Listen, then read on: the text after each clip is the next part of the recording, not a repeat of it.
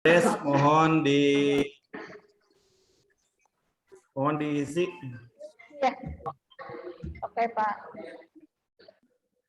Kita tunggu sekitar 5 menit lagi ya, Pak ya. Ini baru berapa orang? 375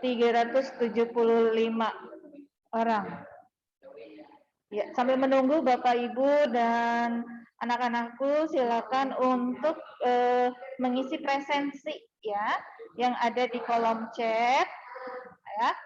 Ada presensi untuk guru dan ada presensi untuk siswa. Di hari ini nanti akan ada 3 sesi ya untuk bootcamp hari ini.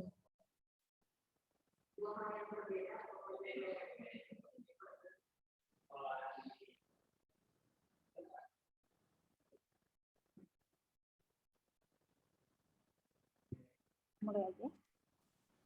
Ya, Bapak Ibu, kita akan mulai saja untuk bootcamp hari ini. Bismillahirrahmanirrahim. Assalamualaikum warahmatullahi wabarakatuh.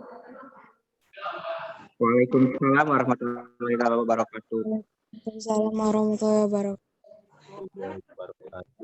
Ya, salam sejahtera untuk kita semua. Om Swastiastu, Namo Buddhaya, salam kebajikan.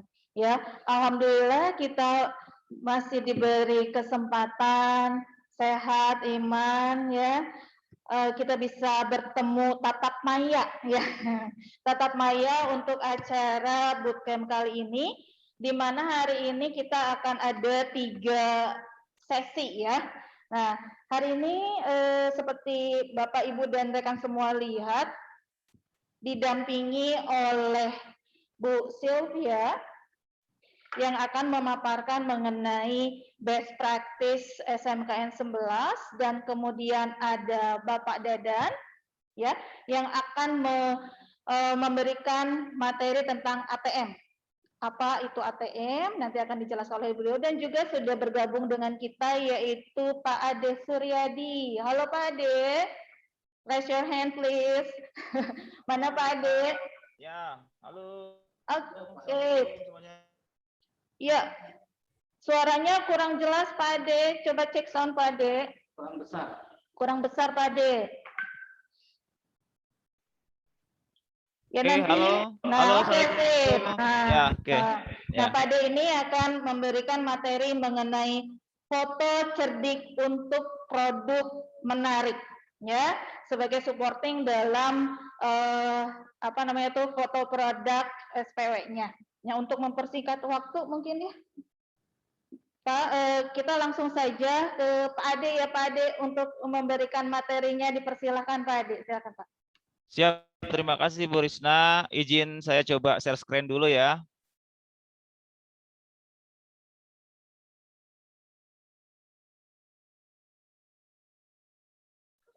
Mohon Bu Risna direspon apakah sudah tampil di layar?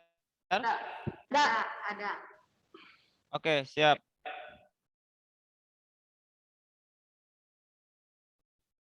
Baik. Bismillahirrahmanirrahim. Assalamualaikum warahmatullahi wabarakatuh. Selamat siang Bapak Ibu beserta anak-anakku sekalian. Semoga kita senantiasa diberikan kesehatan oleh Allah Subhanahu wa taala dan semoga kita terus berdoa semoga pandemi ini cepat berakhir dan kita bisa beraktivitas seperti biasanya. Pada kesempatan ini mohon izin saya menyampaikan presentasi paparan terkait dengan tadi yang sudah disampaikan oleh Ibu host bahwa saya diberikan waktu untuk sedikit sharing terkait dengan bagaimana membuat foto yang menarik. Jadi foto-foto yang nanti akan saya sampaikan, teknik dasar foto ini sebenarnya bisa diimplementasikan untuk semua kegiatan foto, termasuk di dalamnya adalah foto produk. Jadi saya akan paparkan judul presentasi saya ini judulnya adalah How to Take the Great Photos. Ya, oke. Pasti kita selalu berpikir, apalagi kalau kita punya keinginan ingin mempublikasikan mengaplikasikan sebuah produk, sebuah barang, sebuah benda, sebuah visualisasi yang menarik, gambar yang baik gitu. Bagaimana membuat gambar yang baik, bagaimana mengemas moral dari foto yang kita tayangkan itu bisa menarik perhatian orang lain. Kalau dikaitkan dengan bagaimana membuat gambar yang baik, itu tentunya kita harus memahami, harus mengerti teknik-teknik dasar atau kaidah-kaidah dasar dari fotografi. Jadi membuat foto produk yang baik pada dasarnya adalah kita harus memahami bagaimana konsep dasar fotografi. Di sini akan saya kupas beberapa hal yang terkait dengan teknik dasar fotografi. Oke, anak-anakku sekalian, Bapak Ibu yang hadir di pertemuan virtual hari ini, untuk menghasilkan foto yang menarik, Bapak Ibu, saya di sini mencantumkan ada sekitar 1, 2, 3, 4, 5, 6, 7 poin yang bisa kita pelajari, yang bisa kita baca, yang bisa kita pahami. Bahwa untuk mendapatkan foto yang menarik, yang pertama kita, kemudian angle of view, kemudian lighting, element of art. Terus yang jadi pertanyaan dari komponen-komponen ini apa sih gitu? Apa yang dimaksud dengan exposure? Nah, teman-teman yang sudah mengenal dunia fotografi tentunya pasti sudah kenal dengan istilah exposure. Exposure ini adalah pencahayaan yang sengaja kita atur, ya, di mana ada komponen-komponen yang bisa kita atur untuk mendapatkan. Jadi ada beberapa poin yang harus kita perhatikan dalam membuat foto yang baik. Tentunya bahwa foto tersebut atau gambar tersebut harus memiliki pencahayaan yang baik. Salah satu faktor yang harus kita perhatikan di dalam menggunakan kamera itu harus memperhatikan 3 komponen utama yang mendukung terhadap pengaturan cahaya normal. Yang pertama ada yang disebut dengan celah diafragma, kemudian ada shutter speed, dan ada ISO di dalamnya. Yang jadi pertanyaan adalah, Pak, Bu, atau Pak, sekarang kan kita sudah menggunakan teknologi kamera yang cukup tinggi, yang banyak berkembang sekarang ini. Semuanya bisa disetting secara otomatis. It's okay, it's no problem. Ya, tapi yang paling penting kita harus tahu teknik dasarnya, ya, bahwa sebuah gambar yang menarik tetap itu harus kita yang mengatur-ngatur exposure yang baik. Kita akan menghasilkan foto sesuai dengan keinginan kita, ya. Jadi kalau kita punya kamera DSLR, kita coba atur setting secara manual, kemudian kalian nanti coba, Bapak Ibu coba gunakan mode manual dan atur komponen aperture, komponen shutter speed-nya, dan komponen ISO-nya untuk mendapatkan cahaya normal. Di mana pada kamera itu akan muncul yang namanya light meter sebagai alat ukurnya. Oke, itu komponen yang pertama ya. Kemudian komponen yang kedua apa? Nah, komponen yang kedua ini berkaitan dengan angle of view. Apa itu angle of view? Angle atau pengambilan gambar dari bawah, di mana posisi kamera posisinya lebih bawah dari objek yang akan kita ambil. Kemudian ada istilah bird eye view atau BEP, di mana kita bisa memposisikan diri untuk mengambil gambar di mana kamera kita itu berada di atas seperti mata burung melihat. Dan ada juga di mana pengambilan gambar dilakukan secara frog eye view atau seperti mata katak melihat. Jadi posisi kamera akan lebih bawah diambil. Begitu. Jadi minimal kalian mengenal 5 sudut pengambilan gambar. Dan itu nanti bisa dicoba diimplementasikan. Kemudian poin berikutnya berkaitan dengan apa? Sudut pengambilan gambar itu harus dipadukan dengan yang namanya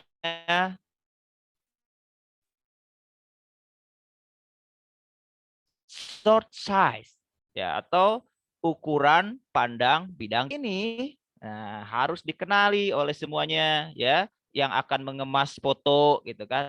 Ukuran benda.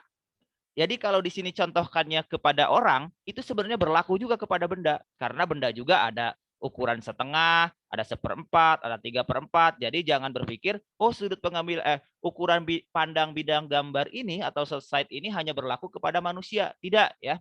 Jadi ukuran bidang pandang gambar ini atau short size ini juga berlaku untuk benda yang akan kita ambil. Jadi di sini minimal kalian mengenal itu ukuran pandang gambar. Ada di sini, ada extreme long shot, bisa kita perhatikan itu semua suasana baik latar belakang maupun depan itu terambil. Kemudian ada long shot. Long shot itu patokannya di mana benda atau orang dari posisi kaki sampai ke atas itu penuh ya, diambil gambarnya. Kemudian juga kalau medium long shot itu ada bagian dari benda atau orang yang terpotong. Kalau posisinya orang itu kita ambil di atas mata kaki, itu medium long shot. Kemudian ada medium shot ya. Kemudian juga ada medium close up, kemudian juga ada close up, kemudian ada big close up dan ada extreme close up. Kalian bisa memahami di situ sesuai dengan contoh gambar. Biasanya kalau kita ingin memunculkan sebuah foto produk yang detail, biasanya kita ambil beberapa bagian. Ada yang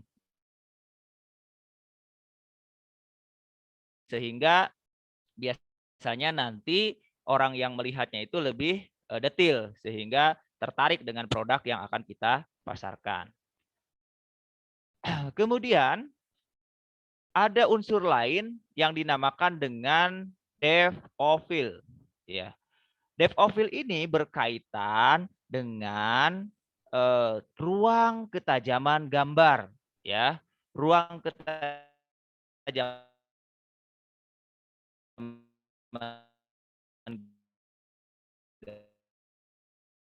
gambar.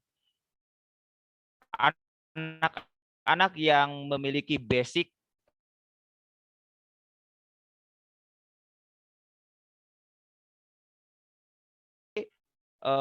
yang dinamakan dengan ruang ketajaman. Ruang ketajaman ini berkaitan dengan bagaimana sih membuat gambar detail dari depan ke belakang, atau ada juga yang membuat gambar hanya fokus ya kepada objeknya saja, atau yang dikenal dengan istilah blur ya, atau bokeh biasanya. Biasanya ini foto-foto produk dikemas dengan foto yang DOF-nya sempit, di mana objek yang lebih ditonjolkan lebih pada fokus pada produk yang akan ditawarkan. Untuk lebih detailnya kalian nanti bisa lihat di sini ada link yang bisa kalian klik. Ini sebenarnya ada beberapa poin yang bisa disampaikan di blog yang saya buat untuk lebih detail. Kemudian ada komponennya. Ruang ketajaman gambar itu dipengaruhi oleh bukaan diafragma ya, kemudian panjang fokus lensa, dan jarak pemotretan. Contoh, untuk membuat gambar yang blur, untuk membuat gambar yang bokeh, diperlukan biasanya pembukaan apertur yang kecil, ya, bukan apertur yang sempit. Oke, jadi kalian nanti bisa mencoba. Nah, tetapi sekarang dengan teknologi yang cukup tinggi, dengan menggunakan handphone, kalian bisa membuat foto blur, foto bokeh, ya. Tinggal kita atur mode-nya, kemudian ada pilihan lensa bokeh, kalian bisa ambil gambar menggunakan itu. Ya, tetapi kalau yang sudah mencoba kamera DSLR atau kamera mirrorless, kalian bisa mencoba melakukan uji coba dengan mengatur bukaan diafragma atau aperture, kemudian diatur juga panjang fokus lensanya dan jarak pemotretan yang berpengaruh. Oke. Nah, ini contoh dari foto ya. Nah, ini bisa diaplikasikan ke foto produk ya. Kalau yang namanya DOF sempit yang gambarnya seperti ini. Jadi kalau membuat foto gambarnya bisa detail, bisa blur ya, belakangnya blur, objek utamanya produk kita jelas ya. Ini contoh DOF sempit. Kalau DOF luas artinya DOF-nya dari belakang sampai depan gambarnya jelas. Itu aja sih sebenarnya. Kemudian berikutnya, selain depth of field, ini yang paling penting yang harus kalian ketahui adalah pencahayaan atau lighting, ya, pencahayaan atau lighting. Nah, di dalam dunia fotografi, mau mengambil gambar apapun, cahaya menjadi hal yang sangat penting. Apalagi foto produk, ya. Foto produk ini harus dilakukan dengan kita melakukan eksplorasi terhadap cahaya. Kita harus kreatif dengan menggunakan cahaya. Cahaya yang bisa kita kenali adalah kalau dilihat dari sumbernya, jadi kita bisa melihat sumbernya, sumber cahaya, arah datangnya cahaya, dan 3-point lighting. Ya. Jadi ada 3 poin pencahayaan. Ada sumber cahaya alami, yaitu menggunakan matahari, dan ada cahaya buatan atau artificial light. Jadi kalau kalian nanti mau ngambil gambar, itu bisa menggunakan cahaya matahari berarti fotonya di luar. Kalau menggunakan cahaya buatan bisa di dalam ruangan dengan menggunakan cahaya tambahan. Kemudian perhatikan, setiap arah datangnya cahaya itu akan mempengaruhi kepada kesan gambar. Kalian harus tahu, oh mau diarahkan dari mana? Dari depan atau front light, dari samping side light, dari belakang backlight, dari atas top light gitu ya. Nah, masing-masing dari cahaya yang kita gunakan itu harus memperhatikan fungsi ya. Apakah cahaya utamanya itu cahaya matahari? Kalau cahayanya matahari disebut sebagai cahaya utama, berarti itu fungsinya sebagai key light. Di mana key light itu artinya cahaya utama yang digunakan. Kemudian butuh cahaya penunjang, dinamakan fill light. Nah, kalau foto produk itu butuh pencahayaan dari belakang, ya, untuk mencahayai background. Nah, itu dinamakan background light. Jadi saya sarankan kalau mengambil foto-foto yang berkaitan dengan produk, kalau butuh di dalam ruangan, kita harus betul-betul memahami konsep dasar pencahayaan yang minimal mengarah kepada 3 poin utama ini. Kita tahu sumber cahayanya, kita tahu arah datang cahaya, dan kita tahu peranan cahaya tersebut. Setiap cahaya yang kita atur itu akan memberikan kesan terhadap foto yang akan kita buat. Kemudian next. Berikutnya, elemen seni fotografi. Nah, ini ya. Kita harus mengenal elemen seni. Jadi, pada dasarnya ketika kita membuat foto, itu harus bernilai seni karena harus menarik. Ya. Elemen seni ini harus kalian pahami. Apa saja sih unsur-unsur yang terkait dalam elemen seni? Karena rumusnya gini, kalau kita menempatkan foto, kalau kita menempatkan produk, kalau kita menempatkan gambar pada elemen seni, hasil fotonya atau hasil gambarnya pasti menarik. Gitu. Elemen seni itu apa saja? Nanti ada, coba kalian browsing, ya di blog yang saya juga buat ini ada nih, tolong nanti tinggal dibuka, ada garis, ada bentuk, ada warna, ada nilai, ada rupa, ada tekstur, ada space, ada komposisi, dan sebagainya. Ya, coba kalian perhatikan. Rumusnya pokoknya tempatkan objek di dalam elemen seni, pasti hasil fotonya akan menarik. Begitu. Oke, ini contohnya nih. Saya ambil sengaja, anggap ini mau produk, mau objek apapun, sebenarnya tidak jadi masalah. Ini contoh foto. elemen seninya adalah garis, di mana garis disebut ditempatkan ada burung. Kemudian ini elemen seninya bentuk ya, di mana di sini ada focus of interest-nya nama ada orang. Di sini ada pola dan seterusnya. Nah, nanti ini bisa diimplementasikan kepada foto-foto produk. Kemudian selain elemen seni, nah ini yang paling penting adalah komposisi ya. Komposisi. Oke. Komposisi ini adalah bagaimana caranya kita menempatkan atau memilih objek utamanya ditempatkan di dalam bidang gambar. Jadi kalau ibaratnya mah, kalau kita mau membuat sebuah foto yang menarik, di layout dulu nggak apa-apa, di sketsa dulu nggak apa-apa, gitu kan. Oh, ini objek kopi akan ditempatkan di tengah. Oh, buku di tengah juga. Kemudian nanti penyaring kopinya ada di samping dan seterusnya, ya. Nah, salah satu trik yang bisa kalian manfaatkan, baik itu di dalam kamera DSLR, mirrorless ataupun handphone, untuk memudahkan komposisi, kalian bisa mengaktifkan grid. Nih, garis-garis ini nih. Jadi layarnya aktifkan ini. Gitu. Ini adalah salah satu trik yang bisa kalian manfaatkan untuk mengatur komposisi di dalam sebuah pengambilan gambar. Aktifkan saja garis-garis ini karena garis-garis ini akan membantu. Karena salah satu contoh komposisi contohnya adalah bahwa secara visual pesan visual akan nyampe kalau objek utamanya ditempatkan di pojok kiri atas. Nah, contohnya begini. Ini logikanya begitu kan? Karena kalau kita melihat sebuah tayangan gambar, sebuah posisi gambar, sebuah gambar itu pasti yang pertama kali mata kita melirik adalah pojok kiri atas. Nah, ini salah satu yang trik yang bisa kita manfaatkan agar orang lain langsung bisa tahu. Itu bisa saja objek yang kita tempatkan itu berada di kiri pojok atas. Itu salah satu contohnya saja. Nah, komposisi itu bagaimana ininya? Ada banyak istilah ya. Ada banyak istilah di dalam fotografi yang bisa kita manfaatkan terkait dengan komposisi. Tetapi secara sederhana kita bisa mengatakan bahwa komposisi itu adalah sebuah cara untuk memandu mata kita, mata orang yang melihat, ya, melihat elemen yang sangat penting dalam sebuah foto. Berarti kalau di sini melihat elemen yang sangat pentingnya apa? Ya produk, ya gitu. Tempatkan produk tersebut di dalam komposisi yang menarik sehingga orang lain nanti bisa tertarik untuk membeli atau melihat produk kita.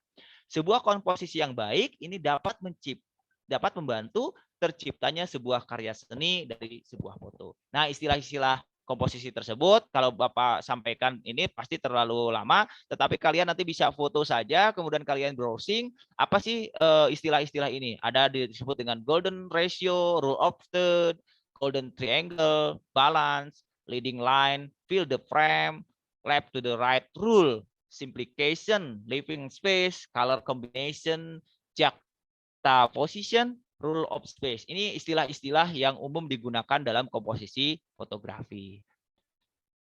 Nah, toolsnya fotografi atau foto produk itu pada dasarnya adalah panduan atau paduan dari teknik-teknik dasar yang menjadi tools atau alat yang bisa kita gunakan untuk membuat sebuah foto. Itu bisa DSLR, bisa mirrorless, bisa smartphone ya. Jadi kalian atau Bapak Ibu jangan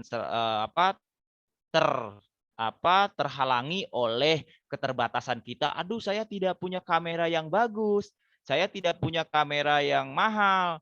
Jangan seperti itu, tetapi dengan peralatan yang ada, kalau kita mengerti konsep dasar atau kaidah-kaidah fotografi, insya Allah hasil foto kita, hasil foto produk kita bisa menarik. Yang jelas tadi teknik dasarnya sudah disampaikan di atas, bisa dibuka lebih lanjut dengan sumber-sumber yang lain. Terakhir tips dari saya ya. Tips dari saya adalah bahwa langkah yang pertama bahwa kita harus menentukan fokuskan objek ya. Kemudian carikan point of interest-nya. Apa point of interest itu? Objek yang menarik di gambar tersebut, tipe tersebut yang akan ditonjolkan. Oke. Kemudian yang kedua, triknya adalah tentukan komposisi yang akan diambil. Komposisi tadi berkaitan dengan bagaimana kita menempatkan objek-objek foto yang akan kita tuangkan ke dalam gambar. Kemudian jangan lupa fokuskan gambarnya, karena ini berkaitan dengan ruang ketajaman. Gambar yang baik adalah gambar yang fokus. Tidak ada istilah gambar yang baik, gambarnya buram, gambarnya goyang. Nah, jadi fokus harus penting itu. Fokus gambar itu harus penting. Kemudian tentukan exposure. Nah, kalau kalian menggunakan kamera-kamera otomatis tidak masalah karena secara otomatis dia sudah mengatur pencahayaannya secara otomatis. Kemudian baru kalau sudah exposure-nya tepat, pencahayaannya tepat, gambarnya sudah fokus, komposisinya sudah sesuai, point of interest-nya sudah kita tepatkan, lalu baru kita lakukan eksekusi foto tersebut. Insya Allah, apa-apa yang menjadi keinginan kita menghasilkan foto yang baik, kalau mengacu kepada kaidah-kaidah dasar pengambilan gambar fotografi, foto produk kita bisa bernilai dan bisa bisa menarik orang lain untuk melihatnya. Demikian penjelasan singkat dari saya. Kalau nanti lebih detail bisa kita diskusi lebih lanjut. Terima kasih atas perhatiannya. Mohon maaf bila ada hal-hal yang kurang berkenan. Billahi fisabil haq. Assalamualaikum warahmatullahi wabarakatuh. Waalaikumsalam warahmatullahi wabarakatuh. Ya, terima kasih Pak Ade atas paparannya, sungguh sangat menarik ya. Bagaimana kita bisa mengambil sebuah foto dari foto yang sederhana menjadi luar biasa, gitu ya. Tadi ada 7 poin ya, Pak Ade ya, yang bisa 7 poin yang harus diperhatikan ya. Kemudian juga ada 5 tips tadi ya. Tips yang pertama, kalian harus bisa menentukan fokus poinnya, fokus of interest-nya. Kemudian menentukan komposisi yang akan diambil, fokuskan gambar, tentukan FT dan ISO yang kita gunakan, serta ya eksekusi yang terakhir ya. Gimana juga tadi bisa menggunakan kamera LDR ataupun kamera handphone juga bisa ya, dengan memperhatikan 7 aspek tadi. Nah, untuk lebih lanjutnya mungkin ada pertanyaan dari anak-anakku semua mengenai pengambilan foto gitu ya. Mumpung ada ahlinya nih, Pak Ade ini sebagai salah satu ahli di multimedia ya Pak Ade ya. Nah, boleh ditanyakan, boleh raise hand ataupun mungkin di kolom chat ya. Mungkin udah ada yang raise hand. Ada Risma. Bukan, sorry. Soleh. Pak Soleh atau Soleh. Mana? Mangga, Pak Soleh. Boleh ya. Sudah raise hand, silahkan Bapak jika ada yang mau ditanyakan.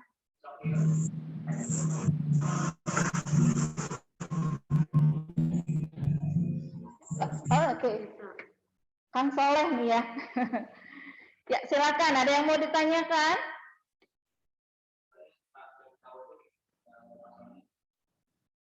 Ya, silakan. Suaranya belum terdengar, Soleh.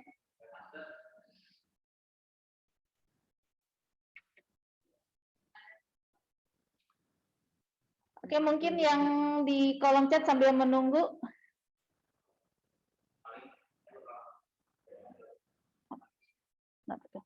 Oke, sambil menunggu yang lain, coba nih, Pak Ade ada yang bertanya. Assalamualaikum Pak, Ibu, izin bertanya, apakah wujud masuk ke dalam AOE atau elemen seni fotografi? Nah, gimana nih Pak Ade? Bisa langsung dijawab aja Pak Ade, silahkan. Oke, baik Prisna. Wujud ya. Sebenarnya kalau di elemen seni fotografi itu wujud itu maksudnya masuk ke form sebenarnya, rupa ya. Jadi rupa itu berkaitan dengan elemen yang berbentuk 3 dimensi sebenarnya. Kebalikan dari bentuk ya. Jadi bentuk itu elemen seni fotografi yang berbentuk 2 dimensi. Contoh gambar realnya adalah seperti siluet. Nah, itu 2 dimensi.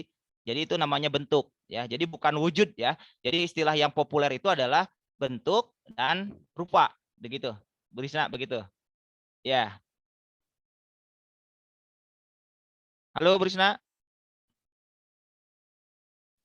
Ya, terima kasih Pak Ade. Itu adalah pertanyaan dari Kang Wawan kayaknya ya, dari siswa kita. Nah, mungkin ada pertanyaan lagi dari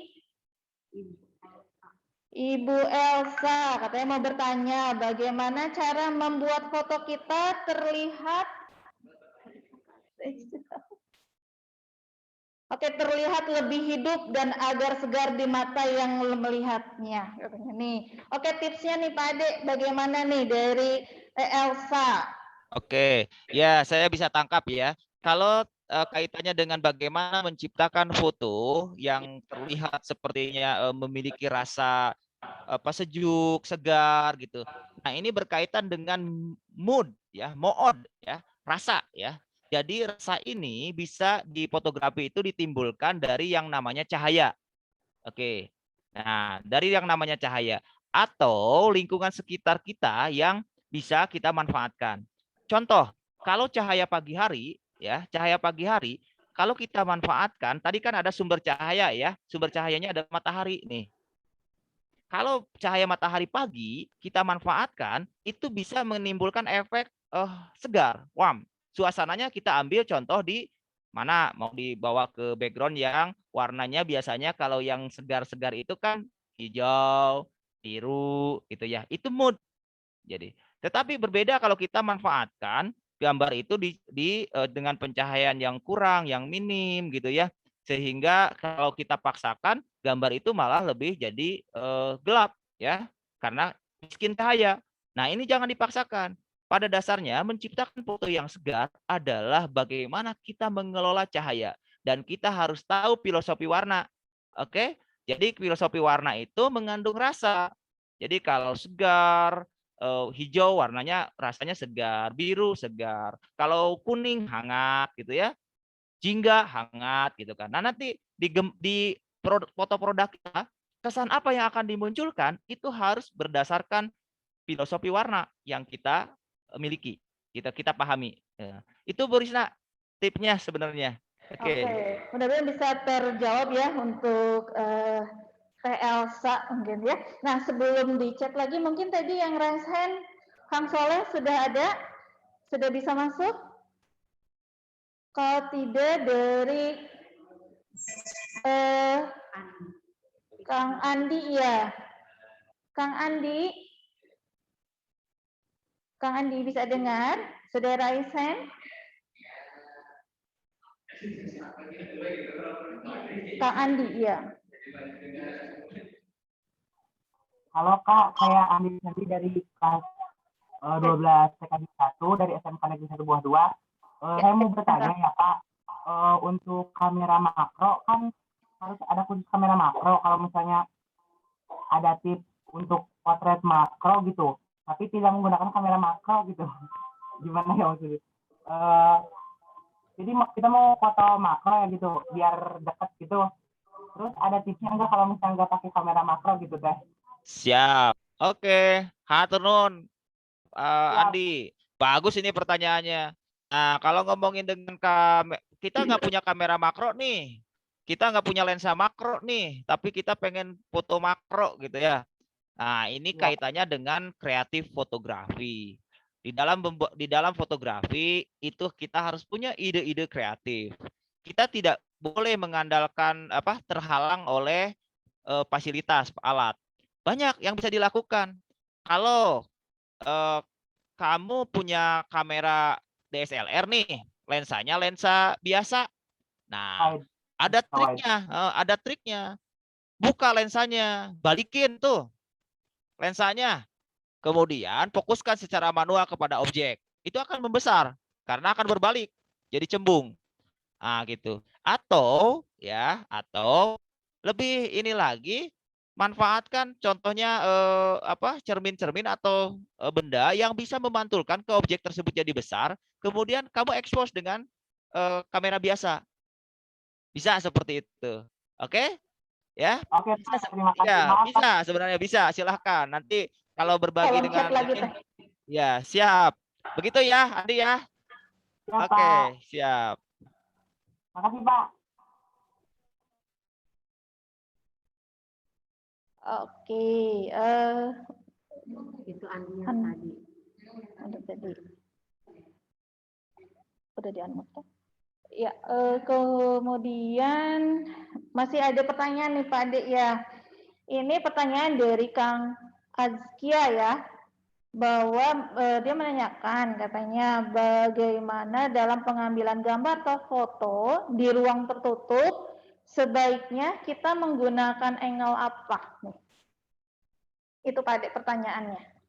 Oke, sebenarnya kalau ngomongin di ruangan tertutup, pertanyaannya memang boleh dikaitkan dengan angle. Tapi kalau di ruangan tertutup, yang paling penting adalah kita perhatikan adalah cahayanya dulu. Sumber cahaya yang ada di situ, kalau kita minim cahaya, harus siapkan cahaya tambahan. Ya, bisa dengan lampu, bisa dengan kalau kita memiliki lampu studio ya lampu studio. Kalau ada lampu sorot yang lebih besar kita tambahkan itu. Yang paling penting pencahayaannya dulu. Cukup enggak di ruangan itu? Kemudian yang kedua, kalau di ruangan tertutup kita harus menggunakan angle apa? Semua angle bisa dilakukan. Yang paling penting fasilitas dari lensa yang kita miliki memenuhi.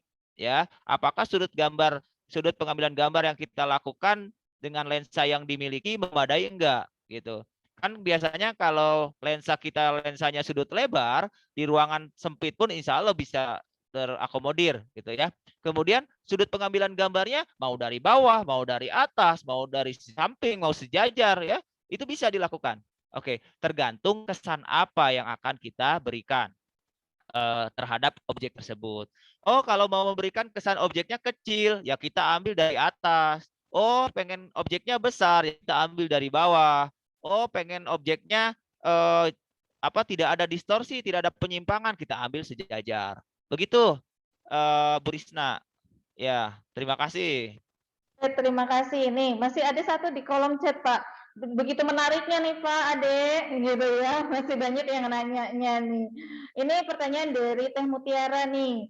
Katanya, saat memfoto produk, saya memakai kamera HP, dan saat ingin memfoto gambarnya malah menjadi berbayang. Dan terkadang fotonya terlalu terang. Nah, itu tuh bagaimana caranya agar tidak seperti itu tuh, Pak Ade? Pertanyaan dari Teh Mutiara. Oke, ini pertanyaan yang sangat menarik dan ini menjadi tantangan bagi kita ya. Kalau kita membuat foto sebuah produk, kemudian menggunakan kamera handphone, kemudian berbayang. Berarti kalau berbayang, posisi cahaya itu berada di atas handphone, biasanya di atas kamera, gitu kan? Sehingga bayangan dari handphone kita terlihat di objek gitu kan. Sebenarnya antisipasi yang bisa dilakukan adalah kita bisa memanfaatkan cahaya matahari di mana dengan situasi pencahayaan yang baik kita bisa outdoor mengambil gambarnya ya. Bisa mengambil gambarnya outdoor. Lakukan pengambilan gambar biasanya kalau tidak biar tidak berbayang itu usahakan angle yang digunakan itu ya sejajar ya gitu. Kalaupun memang kalau menggunakan cahaya matahari sebenarnya bisa terkurangi bayangan itu. Biasanya bayangan itu muncul karena kita ada di ruangan, karena lampu neon mungkin, karena lampu belajar mungkin gitu. Nah, ada tips ya yang bisa kita lakukan. Ini saya tambahkan aja langsung. Ketika kita menggunakan handphone untuk mengambil gambar, tips yang saya berikan yang pertama aktifkan grid, jangan lupa ya. Kemudian bagi handphone yang memiliki pengaturan mode secara manual, maksimalkan mode secara manual. Ya. Kemudian bagi kamera-kamera yang sekarang handphone yang memiliki jenis pilihan lensa, explore. Baik itu lensa makro, lensa wide maupun lensa normalnya. Kemudian jika ada efek dari kamera tersebut, ya, ada efek bokeh, ada efek apalagi tuh beauty, nggak apa-apa kita pakai ya. Dan kalian yang menggunakan kamera handphone yang cukup memadai, jika ada fasilitas untuk foto editor itu manfaatkan. Boleh dengan fotografi digital saat ini kita memanfaatkan filter-filter yang ada di handphone tersebut. Ya, biasanya untuk foto-foto produk itu bisa ada khusus menggunakan filter-filter yang cocok dengan foto produk. Dan untuk tips foto produk, mohon dipelajari, mohon dibaca, mohon dipahami tentang konsep dasar still life, ya, still life foto. Oke, itu Bu Risna tambahannya. Hatur nuhun Bu Risna. Oke, terima kasih. Mungkin ini ada yang raise hand dari SMKN 1 Majalengka. Ya, sudah raise hand, maka dipersilahkan dari SMK 1 Majalengka untuk bertanya. Assalamualaikum warahmatullahi wabarakatuh. Waalaikumsalam warahmatullahi wabarakatuh. Perkenalkan, nama saya Muhammad Rafli Putra Wibawa dari SMK 1 Majalengka. Izin bertanya, bagaimana caranya mengatasi foto makanan kuah berminyak atau makanan yang berminyak agar tidak mempengaruhi kesan enak pada makanan? Biasanya kalau kita memfoto sebuah produk makanan yang berkuah memakai flash itu biasanya memantul gitu loh. Terima kasih.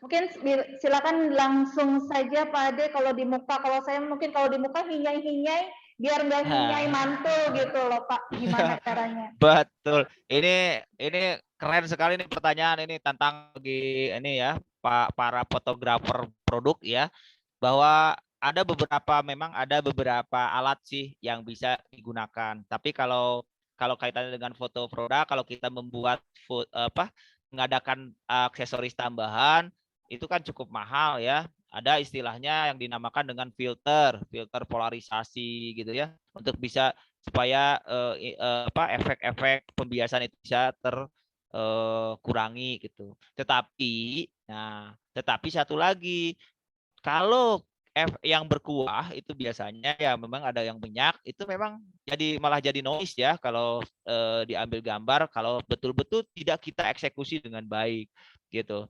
Karena tadi ada efek dari cahaya itu sendiri. Nah, kalau cahayanya dilangsungkan, nah ini kesannya akan menjadi keras ya, hard gitu ya, si efek cahaya yang jatuh ke objek itu. Saya sarankan yang pertama adalah ambil foto tersebut dengan menggunakan pencahayaan alami. Ya, tidak menggunakan bleed, tidak menggunakan flash, tapi gunakan cahaya alami. Kalau memungkinkan cuacanya bagus, ambil di outdoor gitu. Ya, mungkin kalau di mejanya ya meja di luar gitu, walaupun tidak terbuka. Oke. Tapi memungkinkan cahaya matahari masuk. Yang kedua, ya, kalaupun memang tidak memungkinkan untuk diambil di luar ruangan, kita gunakan cahaya tambahan tetapi pakai teknik bouncing namanya. Nah, nanti kalian bisa lihat bouncing itu apa sih? Bouncing itu adalah melakukan proses pencahayaan dengan cara memantulkannya. Jadi tidak langsung ke objek, tetapi dipantulkan dulu. Apakah itu ke atas langit-langit gitu kan? Jadi si posisi bleednya itu yang tadinya lurus begini, jadi dibengkokkan ke atas. Sehingga jatuh si posisi cahaya itu tidak langsung ke makanan atau ke objek gitu, tetapi tersaring dulu oleh pantulan. Atau kalau memungkinkan kalian kreatif, si bleednya itu pakai sarung aja, bleednya pakai sarung, ada penyaring cahaya. Kalau tidak punya penyaring cahaya, beli mahal, udah pakai kertas aja, ya, pakai kertas HPS aja, dibengket ku karet, nah gitu, iya, aman itu, bisa filter ya. Oke, itu tipnya ya. Ini sharing, saya pengalaman masalahnya seperti itu. Terima kasih, Bu Risna. Oke, terima kasih Pak Ade. Sungguh sangat menarik sepertinya ya bagaimana menciptakan, mengcreate sebuah foto dari sebuah produk yang nanti tentu saja akan membantu untuk untuk program SPW-nya ya Pak Ade. Kalau saya ada pertanyaan Pak Ade, gimana caranya biar engel saya lebih kelihatan kurus gitu Pak Ade? Oke, Bu Risna, ya. Nah, kalau di foto produk kita akan disisipkan sebuah model, seorang model ya, karena tidak menutup kemungkinan kalau kita mau promosi itu ada modelnya, ya. Awas jangan sampai model itu menjadi noise malah orang. Ya, jadi yang kita tonjolkan produknya, ada model, malah modelnya jadi mengganggu. Yang terkena malah modelnya bukan produknya, gitu. Hati-hati itu. Ya, tapi kalau kita mau membranding, boleh kita mengambil model yang terkenal ya, public figure contohnya untuk mempromosikan produk kita. Itu tidak masalah itu ya. Tetapi kalau pertanyaan Bu Risna tadi, kalau bagaimana sih tips agar foto objek orang itu terkesan seperti lebih ramping dibanding aslinya? Itu sebenarnya sudut pengambilan gambar berpengaruh ya. Jadi usahakan kalau mau sedikit langsing gitu ya, ngambil gambar jangan dari bawah.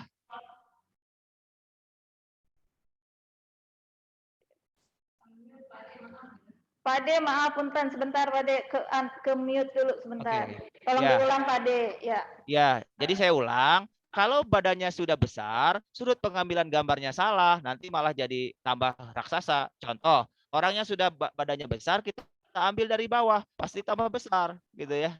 Tapi kalau mau rangsing, mau ramping, ya diambilnya posisi kamera kita harus lebih atas daripada objeknya, gitu. Nah, sudut pengambilan gambarnya bisa dari samping atau angle yang kita coba cari sisi-sisi yang memang lebih menarik. Jadi kamera itu bisa kita putar 36 derajat, kemudian kita bisa arahkan posisinya dari mana saja. Yang penting kita coba sisi mana sih yang menarik dari objek tersebut. Itu saja Bu Risna. Terima kasih Pak Ade, dicatat di note banget buat saya ngasih nyari angle-nya. Ya, mungkin Pak Ade tidak ada lagi pertanyaan. Mungkin ada closing statement nih dari Pak Ade. Silakan Pak Ade.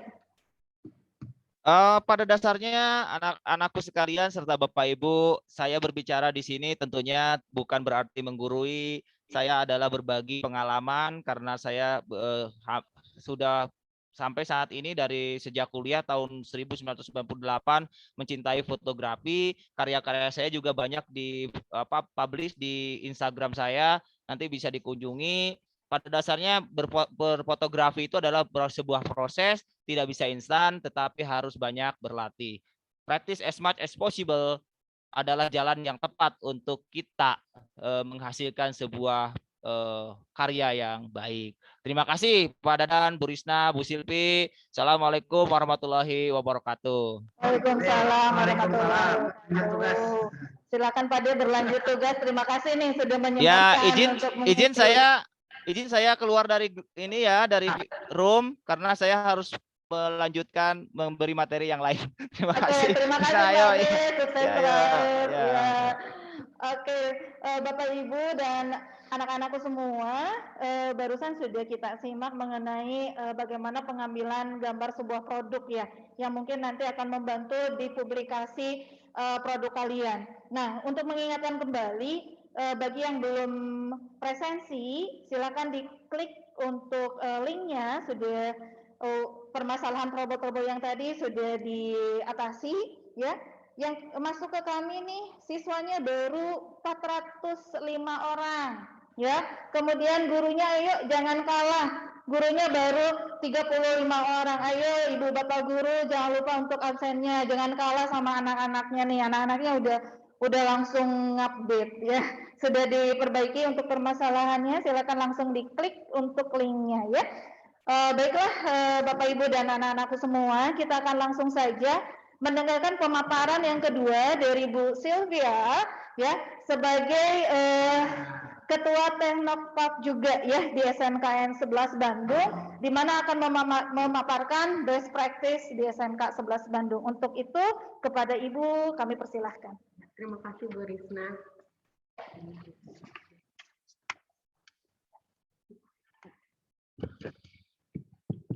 Ya, baik. Assalamualaikum warahmatullahi wabarakatuh. Tunggu dulu ya.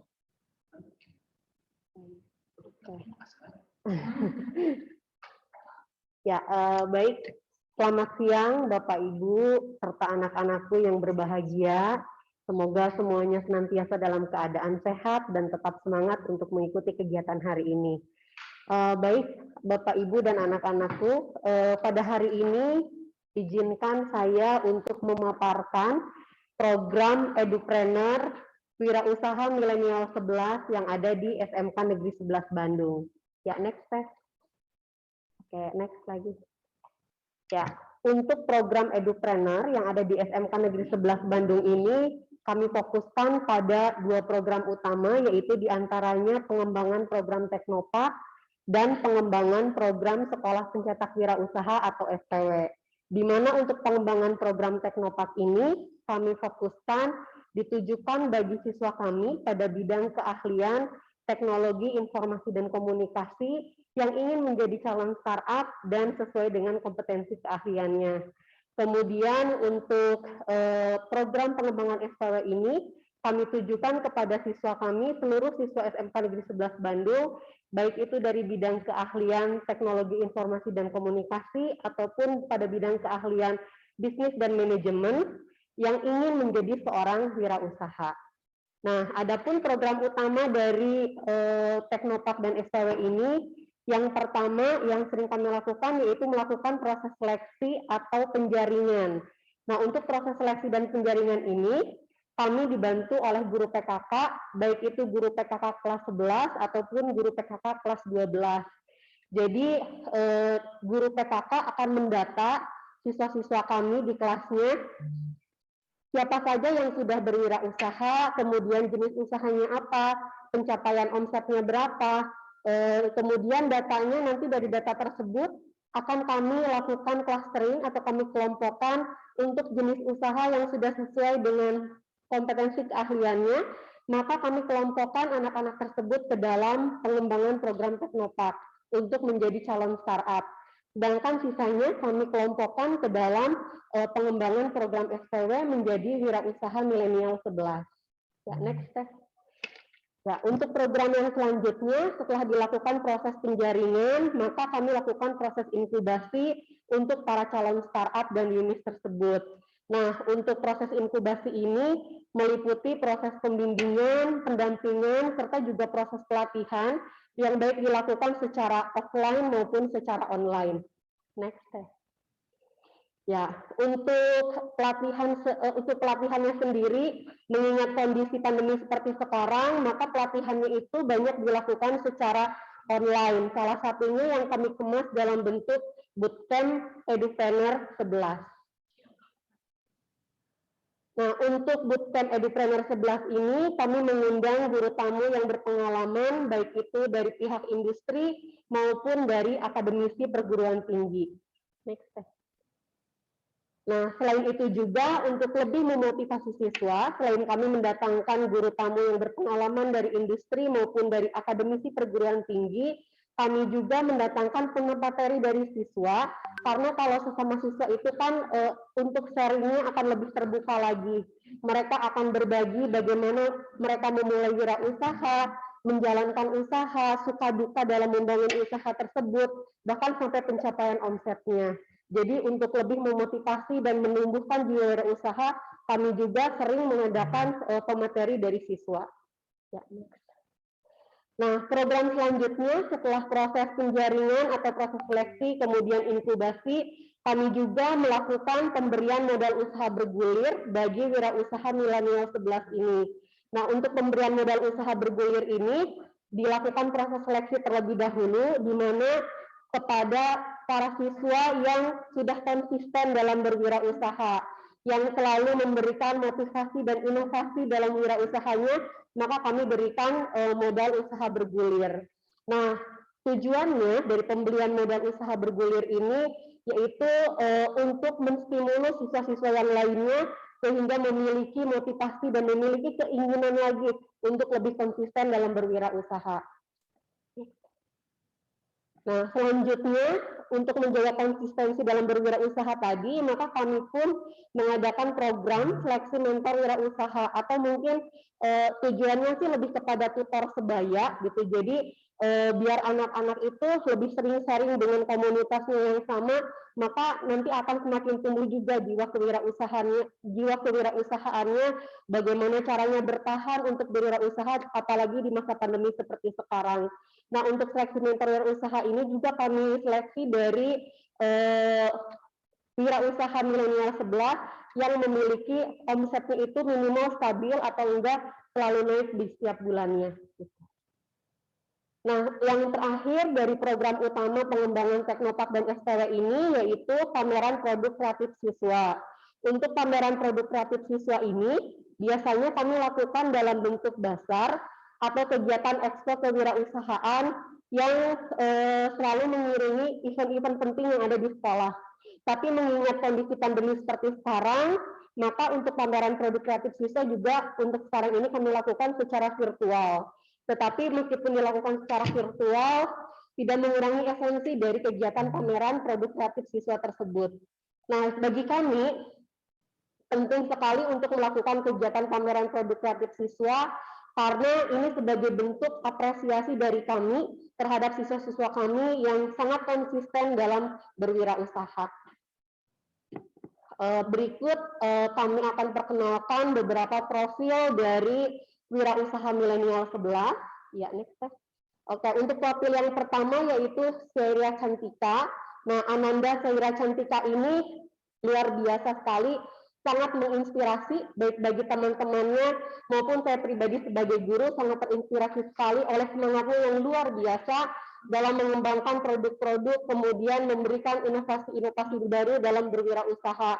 Jadi pada awalnya ini Ananda Seira ini bergerak di bidang fashion, wirausahanya, kemudian pas di masa pandemi seperti sekarang berkembang lagi juga mengembangkan bisnisnya ke kuliner. Ya, ini untuk beberapa produknya, jadi bukan hanya fashion saja, tapi sekarang sudah ada produk-produk hampers juga yang bisa dijadikan sebagai hantaran dengan harga yang terjangkau. Ini untuk produk makanannya, menu-menunya mengikuti menu-menu kekinian yang lagi hits di masyarakat, jadi makanya selalu bisa bertahan di masa pandemi. Nah, untuk strategi pemasaran produknya, jadi Seira ini sudah memiliki reseller-reseller yang dibuatkan WhatsApp grupnya, kemudian untuk media promosinya selain di WhatsApp, Instagram, juga di Blogspot. Untuk pemasaran produknya juga sekarang untuk hampers, fashion, dan lain-lain itu sudah mulai menggunakan marketplace, Shopee, dan Tokopedia. Ini untuk omset 3 bulan terakhir dari Seira. Nah, berikutnya profil ini selanjutnya yaitu Seili Virsia Dewi. Nah, untuk Seili ini dari awal dia concern sekali untuk bisnis kuliner. Nah, untuk produk-produknya juga sama, selalu mengikuti menu-menu yang lagi hits, lagi ngetrend saat ini di masyarakat, sehingga di masa pandemi pun masih tetap bisa bertahan. Ini menu-menunya, ya. Berikutnya, nah, untuk strategi pemasarannya, karena ini makanan, jadi masih kesulitan bagaimana cara memasarkan di marketplace, dan makanannya basah gitu. Bedakan kalau yang kering kita bisa gitu. Kalau yang ini media promosinya masih di WhatsApp dan Instagram, juga Blogspot juga. Untuk sistem ordernya, sistem PO, yang biasa dilakukan di WhatsApp atau Instagram. Ini untuk omset 3 bulan terakhir dari Ananda Seili. Nah, berikutnya profil ini selanjutnya ada Muhammad Fitra Ramadan. Muhammad Fitra Ramadan ini merupakan peraih omset terbesar pada STW SMK Negeri 11 Bandung untuk tahun 2020, di mana pencapaian omsetnya sampai 33 juta per bulan. Ananda Fitra ini pandai sekali memanfaatkan peluang. Jadi ketika awal pandemi, dia memilih untuk berbisnis facial dan memasarkannya melalui Shopee dan Lazada. Nah, karena sangat kompetitif banget ya untuk penjualan facial ini, jadi Fitra juga mulai mengembangkan bisnisnya jualan fashion dan sepatu juga. Nah, untuk strategi pemasarannya sebetulnya sama dengan dikit lagi Pak. Ya, untuk strategi pemasarannya sebetulnya sama dengan yang sebelumnya, hanya ini lebih difokuskan pada pengembangan pemasaran di marketplace, yaitu di Shopee dan Lazada tadi. Untuk yang lainnya sama di WhatsApp, Instagram, dan juga Blogspot. Nah, yang terakhir yang saya perkenalkan yaitu profil bisnis di sini adalah Hamdan Fadila. Ini fokus juga di kuliner, awalnya berjualan nasi kuning, kemudian dilakukan pengembangan usaha lagi ke cemilan keripik pisang kekinian, Caudan namanya. Ya. Nah, untuk Hamdan ini, ada yang menarik dari Hamdan ini, jadi ketika kami membelikan modal usaha bergulir, itu modal usaha bergulirnya dimanfaatkan untuk pembuatan izin usaha. Jadi di sini tadi tujuannya untuk lebih mengembangkan lagi dalam proses pemasaran produk. Jadi biar bisa disimpan juga di toko oleh-oleh ataupun bisa juga dipasarkan lewat marketplace. Nah, izin usaha yang sekarang sudah diperoleh yaitu diantaranya NIP atau nomor induk berusaha. Nah, kemudian media promosinya sama seperti yang lainnya, hanya untuk Hamdan ini lebih aktif juga di Facebook, jadi memperluas juga jangkauan pemasarannya. Ya, ini untuk omset 3 bulan terakhir. Nah, tadi sudah saya perkenalkan beberapa profil dari Wirausaha Milenial 11 yang tergabung dalam pengembangan program Sekolah Pencetak Wirausaha. Sekarang akan saya perkenalkan beberapa startup dari Teknopark yang ada di SMK Negeri 11 Bandung. Jadi mulai dari berdirinya Teknopark hingga saat ini kami sudah membentuk sekitar 12 startup yang masing-masing startup ini terdiri dari jurusan multimedia, RPL, juga dari jurusan TKJ. Ya, next lagi. Oke, adapun pimpinan yang ada di Teknopark SMK Negeri 11 Bandung yaitu ada PT Cakrawala Global Yapsa dan dari 11 Cipta Mandiri. Kedua pimpinan ini sangat membantu kami dalam pembimbingan anak-anak didik kami, terutama yang tergabung dalam grup startup di Teknopark SMK Negeri 11 Bandung. Jadi pimpinan ini membantu kami sebagai guru tamu, kemudian sebagai pembimbing juga jika ada kegiatan LKS ataupun KKSI. Nah, untuk review dan evaluasinya, baik itu yang tergabung dalam pengembangan program Teknopark ataupun SPW, itu dilakukan melalui blog. Jadi pas awal kita membentuk Wirausaha Milenial 11 ini, masing-masing anak harus mempunyai blog masing-masing, di mana di blog tersebut mereka menceritakan jenis usahanya apa, kemudian cara menjalankan usahanya seperti apa, pemasaran produknya seperti apa, suka duka kendala yang dialami dalam wirausaha seperti apa, semuanya dituliskan di blog. Begitupun dengan pencapaian omset dan profitnya dituliskan di dalam blog tersebut. Ya, next. Nah, selain itu juga kami menggunakan aplikasi SipEdin 11 untuk review dan evaluasi sistem edupreneur yang ada di SMK Negeri 11 Bandung. Nah, perlu Bapak Ibu dan anak-anakku ketahui, aplikasi SipEdin 11 ini dibuat oleh salah satu startup kami, yaitu Startup Code Solution. Next. Ya, baik Bapak Ibu dan anak-anakku sekalian, mungkin itu saja yang bisa saya sampaikan pada kesempatan ini tentang edupreneur Wirausaha Milenial 11 yang ada di SMK Negeri 11 Bandung. Mudah-mudahan dapat menjadi informasi yang bermanfaat bagi Bapak Ibu serta anak-anakku sekalian. Terima kasih atas segala perhatiannya. Mohon maaf atas segala kekurangannya. Billahi taufiq wal hidayah. Wassalamualaikum warahmatullahi wabarakatuh. Waalaikumsalam. Ya, untuk selanjutnya saya kembalikan kepada moderator. Oke.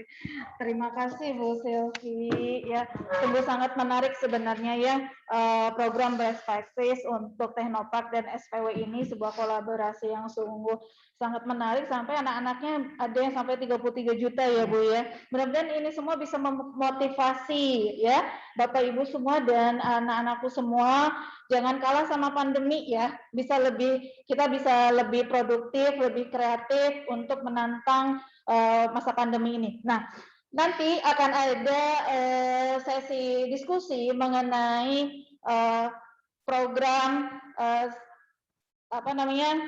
edupreneur ini dari yang tadi diutarakan oleh Bu Silvi. Namun kita akan lanjut dulu ke Pak Dadan untuk memberikan materinya, biar nanti sekaligus aja ya anak-anakku dan Bapak Ibu. Nah, Pak Dadan ini akan menjelaskan mengenai ATM. Ya, apa itu ATM? Apakah bisa ngambil duit atau setor duit? Nah, ya kita simak penjelasan dari Pak Dadan. Kepada Pak Dadan kami persilahkan.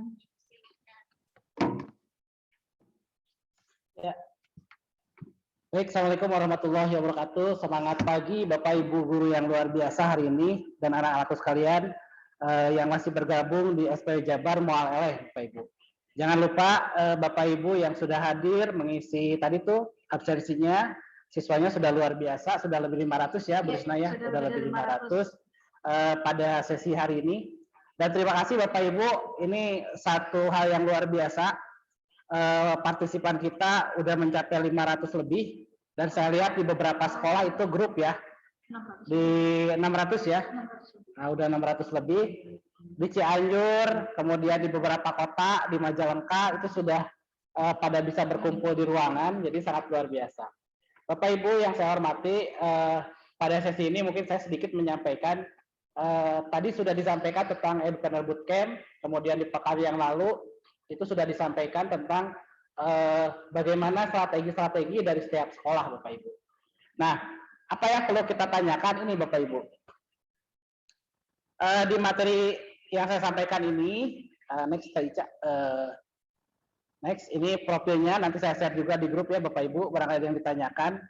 Ini quote-nya, jadi Bapak Ibu, yang terpenting adalah bagaimana melatih siswa kita nih, yang ingin kita targetkan 50.000 ini, untuk selalu lebih mau bangkit dari sebuah kegagalan. Jadi yang terpenting itu memulai dan bangkit kembali dari kegagalan. Itu yang terpenting Bapak Ibu. Jadi tugas amal jariah Bapak Ibu selama membimbing 50.000 siswa Jabar ini adalah bagaimana amal jariah kita untuk selalu membimbing, meningkatkan bagaimana mereka bisa bangkit begitu. Next. Nah, ini pertanyaan harus Bapak Ibu jawab. Jadi setiap saat ini kita akan selalu melihat dari sisi baru itu tiap pagi kita ada hal baru. Dan fenomena yang terjadi pagi-pagi kita akan coba cek hampir sekian persen itu berdasarkan survei itu akan selalu melihat medsos, melihat handphone kita dan ternyata itu banyak menjadi sumber ide dari sebuah usaha. Anak-anak yang tadi dipaparkan Bu Silvi, semua anak kami di SMK 11 itu banyak sekali melihat ide dari luar. Jadi bagaimana dari luar ya, dari medsos paling banyak, kemudian dari sisi lain, dari mereka ikut seminar dan pelatihan Bapak Ibu. Ini 4 pertanyaan ini Bapak Ibu, ini menjadi dasar sebetulnya seberapa sering kita mencontoh sebuah produk. Next. Nah, di teorinya Bapak Ibu, ini Bapak Ibu pasti sudah kenal nih dengan ATM, amati, tiru, modifikasi. Atau sekarang banyak variannya dari ATM ini. Action, kemudian P-nya diganti apa, M-nya diganti apa. Yang terpenting adalah konsep dasarnya. Kenapa kita harus selalu melihat contoh dulu Bapak Ibu? Karena lebih mudah adaptasinya begitu ada contoh, kita tinggal memodifikasinya. Tetapi yang jelas, kalau A-nya itu adalah mengamati jalannya bisnis. Nah, jalannya bisnis orang lain ya, bukan kita niru logonya, duplikasi logonya, bukan. Tapi bagaimana sistem mereka menjalankan sebuah bisnis. Yang kedua action nih, bagaimana mereka melakukan stepping bisnisnya, kita boleh tiru. Pola kerjanya, alat kerjanya, teknis kerjanya itu bisa kita tiru juga. Kemudian kita lakukan modifikasi dengan menambahkan sentuhan yang berbeda ya. Tadi yang dilakukan Ramdan ya, itu sama jualnya keripik pisang. Tapi modifikasinya berbeda, kemasannya berbeda, produknya berbeda, tapi yang dijual tetap pisang juga. Kemudian nasi kuning juga sama. Nasi kuningnya tetap nasi kuning juga, nggak nasi merah atau biru. Tapi bagaimana memberikan sentuhan yang berbeda dari sisi pemasaran, segi rasa, cara penyajian, dan sebagainya. Jadi ATM ini salah satu bagian bagaimana Bapak Ibu pada kegiatan Jabar SPW Jabar Mual ini Bapak Ibu berkesempatan untuk meniru. Mau apa yang disampaikan Bu Silvi, Bu Tresi, Bu Etik, Pak Yudi. Nah ini kesempatan Bapak Ibu untuk meniru. Hanya tinggal kata kunci terakhirnya ada bagaimana memodifikasinya. Next, nah, apa sih yang boleh ditiru nih Bapak Ibu? Satu, prinsip usaha boleh, proses produksi boleh, strategi pemasaran boleh, peralatan produksi boleh, sama mentalitasnya, bagaimana mereka jatuh bangun. Sehingga kalau Bapak Ibu yang mengajar di PKK, 3.1, 3.2 KD-KD untuk kelas 10, 11 dan 12, itu mengawalinya adalah bagaimana mentalitas atau sikap perilaku wirausahanya. Nah, jadi Bapak Ibu, hal-hal yang kenapa anak diarahkan, ayo nak, tanya siapa yang sudah sukses, Siapa yang sudah gagal, itu ada tujuannya untuk melatih mentalitas supaya bisa ditiru. Tidak udah jatuh, tersungkur, udah selesai seperti itu. Yang tidak boleh ditiru adalah logo, nama, yang dia sudah terregister. Nah, biasanya ada logo-logo yang sudah ada tulisan R di atasnya, itu berarti udah ada hakinya, sudah ada dasar hukumnya, sudah dipatenkan. Itu yang tidak boleh kita tiru. Kebanyakan kasus yang terjadi pada amati tiru modifikasi adalah pada saat duplikasi logo yang dilakukan oleh pengusaha tanpa melihat, dia cek dulu atau tidak logo tersebut. Begitu. Next. Nah, Bapak Ibu, dari mana kita bisa melihat sumber ini yang paling banyak? Kalau sekarang dari TikTok juga udah jadi media untuk iklan ya Bu ya. Anak udah trennya di TikTok sekarang. Kalau dulu nggak kebayang, TikTok bisa buat iklan. Sekarang mah TikTok buat ngajar juga bisa. Buat bikin materi tertentu juga bisa. Ini sumber-sumber yang biasa Bapak Ibu temukan untuk membuat bisnis yang baru.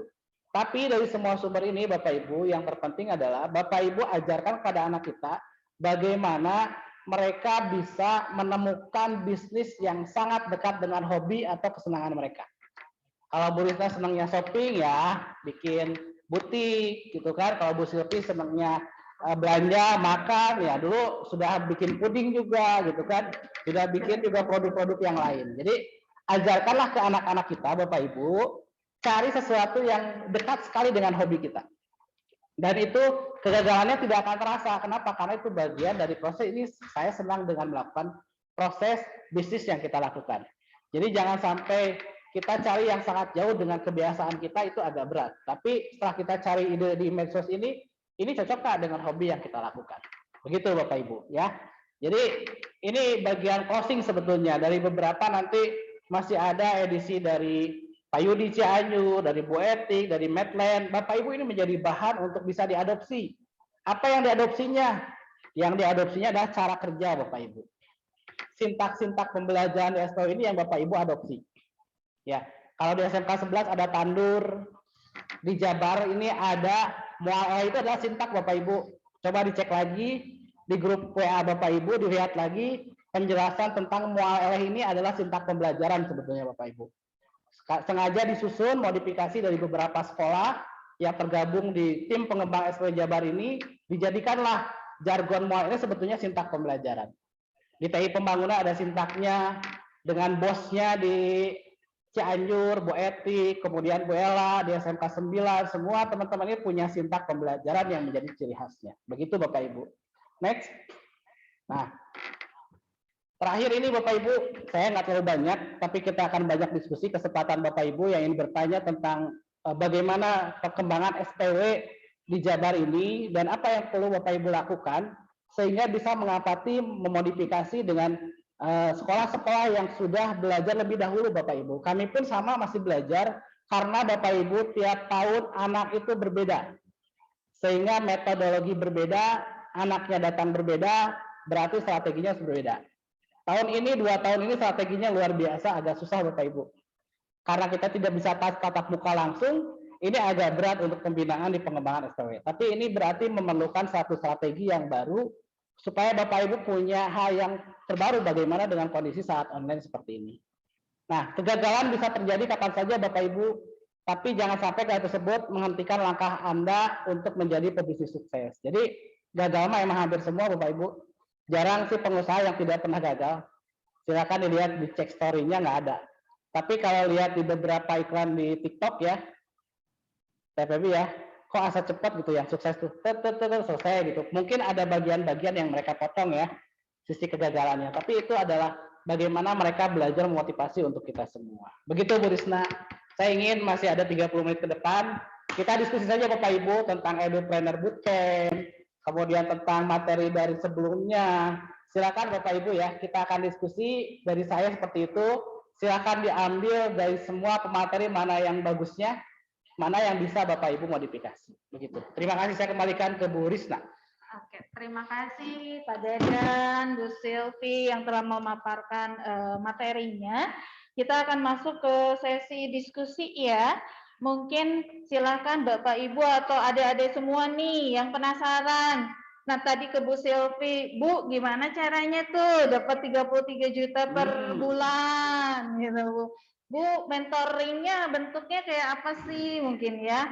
kayak gitu ya, biar apa namanya tuh inputnya untungnya lebih banyak, lebih cepat gitu kan ya. Nah, itu bisa kalian tanyakan nih, mumpung ada para ahlinya. Para ahli yang biasa ngerocekin ATM tuh biar dapat duit gitu kan ya. Pembekalan penatarannya seperti apa bisa ditanyakan ya, boleh di kolom chat atau raise hand-nya. Silakan. Oke, Kang Andi ya. Kang Andi. Silakan Kang Andi, sudah raise hand. Boleh di-unmute. Halo Kak, perkenalkan nama saya Adis Nandi dari SMK Negeri 1 Buah 2, lebih tepatnya di Kabupaten Sumedang. Mohon maaf Kak, izin bertanya, apakah kalau misalnya kita menyewa influencer atau semacamnya, mungkin artis-artis gitu, menyewa untuk promosi produk kita, apakah efektif untuk mempromosikan produk kita? Sudah cukup, terima kasih. Oke, terima kasih Kang Andi, sungguh pertanyaan yang sungguh menarik ya. Tadi public figure nih, ya gimana nih? Silakan Pak Anda. Ya, terima kasih. Ada dua hal yang perlu kita lakukan. Tadi Pak Ade sudah menyampaikan apakah kita mau ngejarnya produk kita terkenal, gitu kan, dengan cara mencari influencer yang bagus, kemudian dengan metode yang bagus sehingga lebih cepat pergerakannya.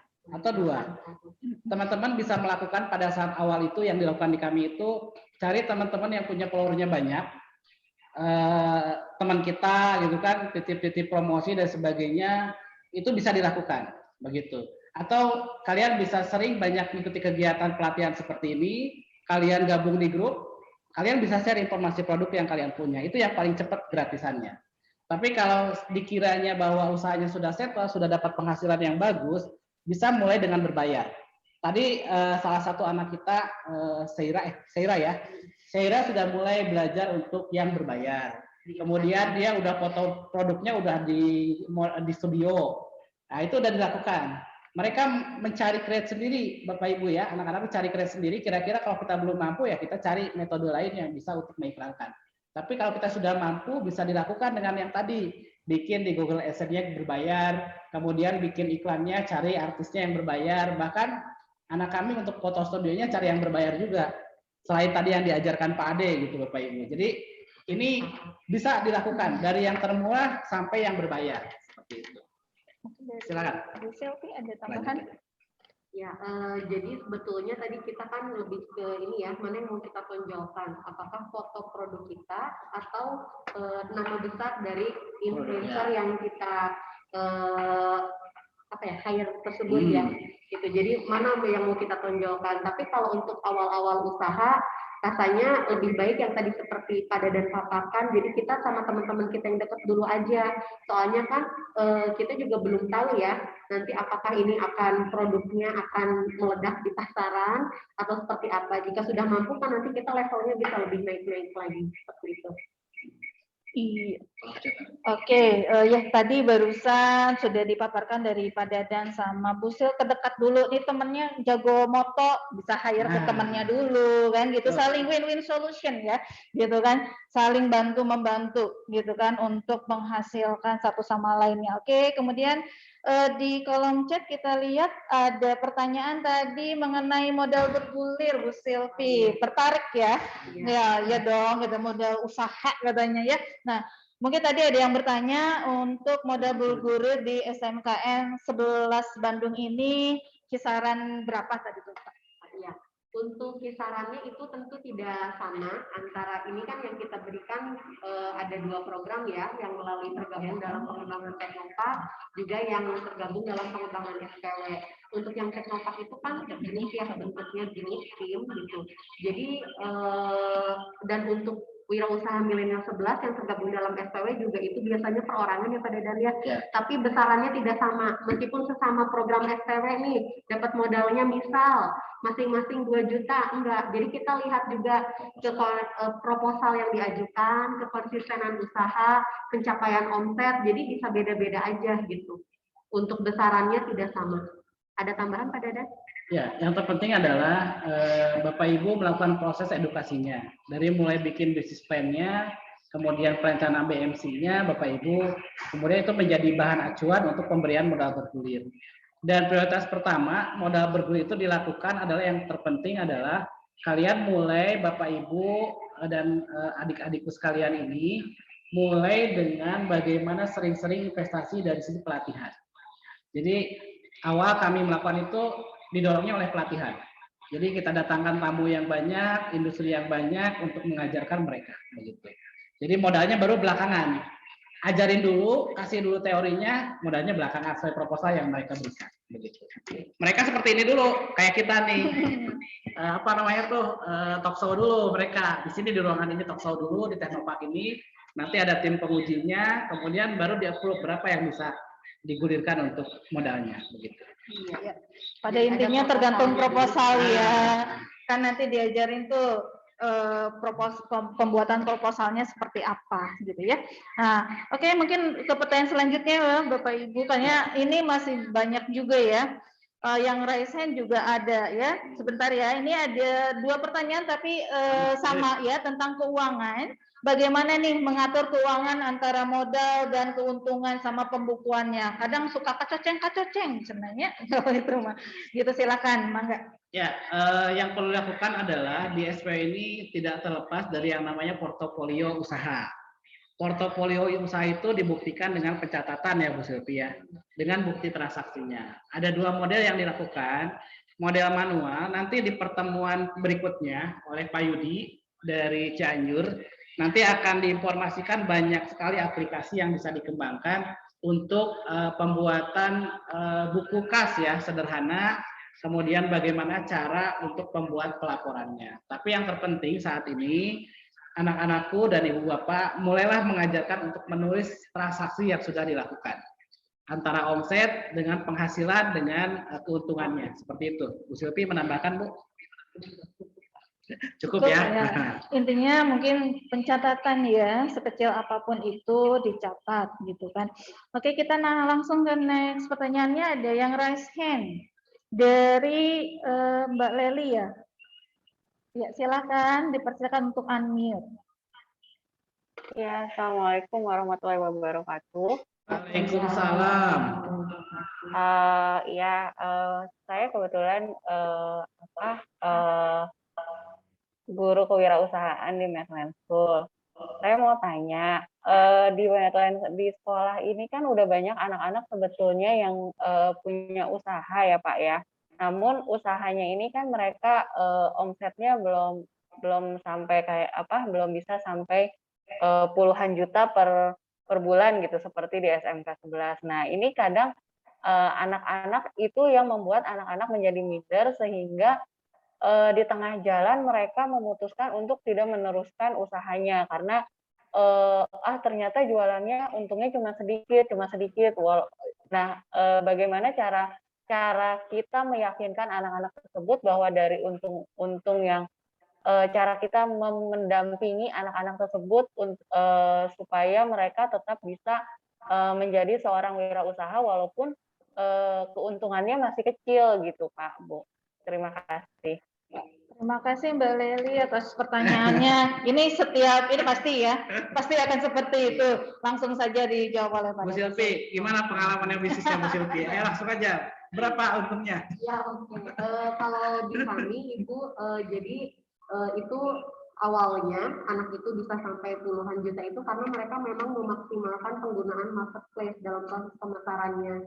Jadi kalau yang nggak dibantu dengan itu memang agak sulit juga. Nah, seperti misalnya saya contohkan Ananda Seira ya, yang tadi sudah saya tampilkan profilnya.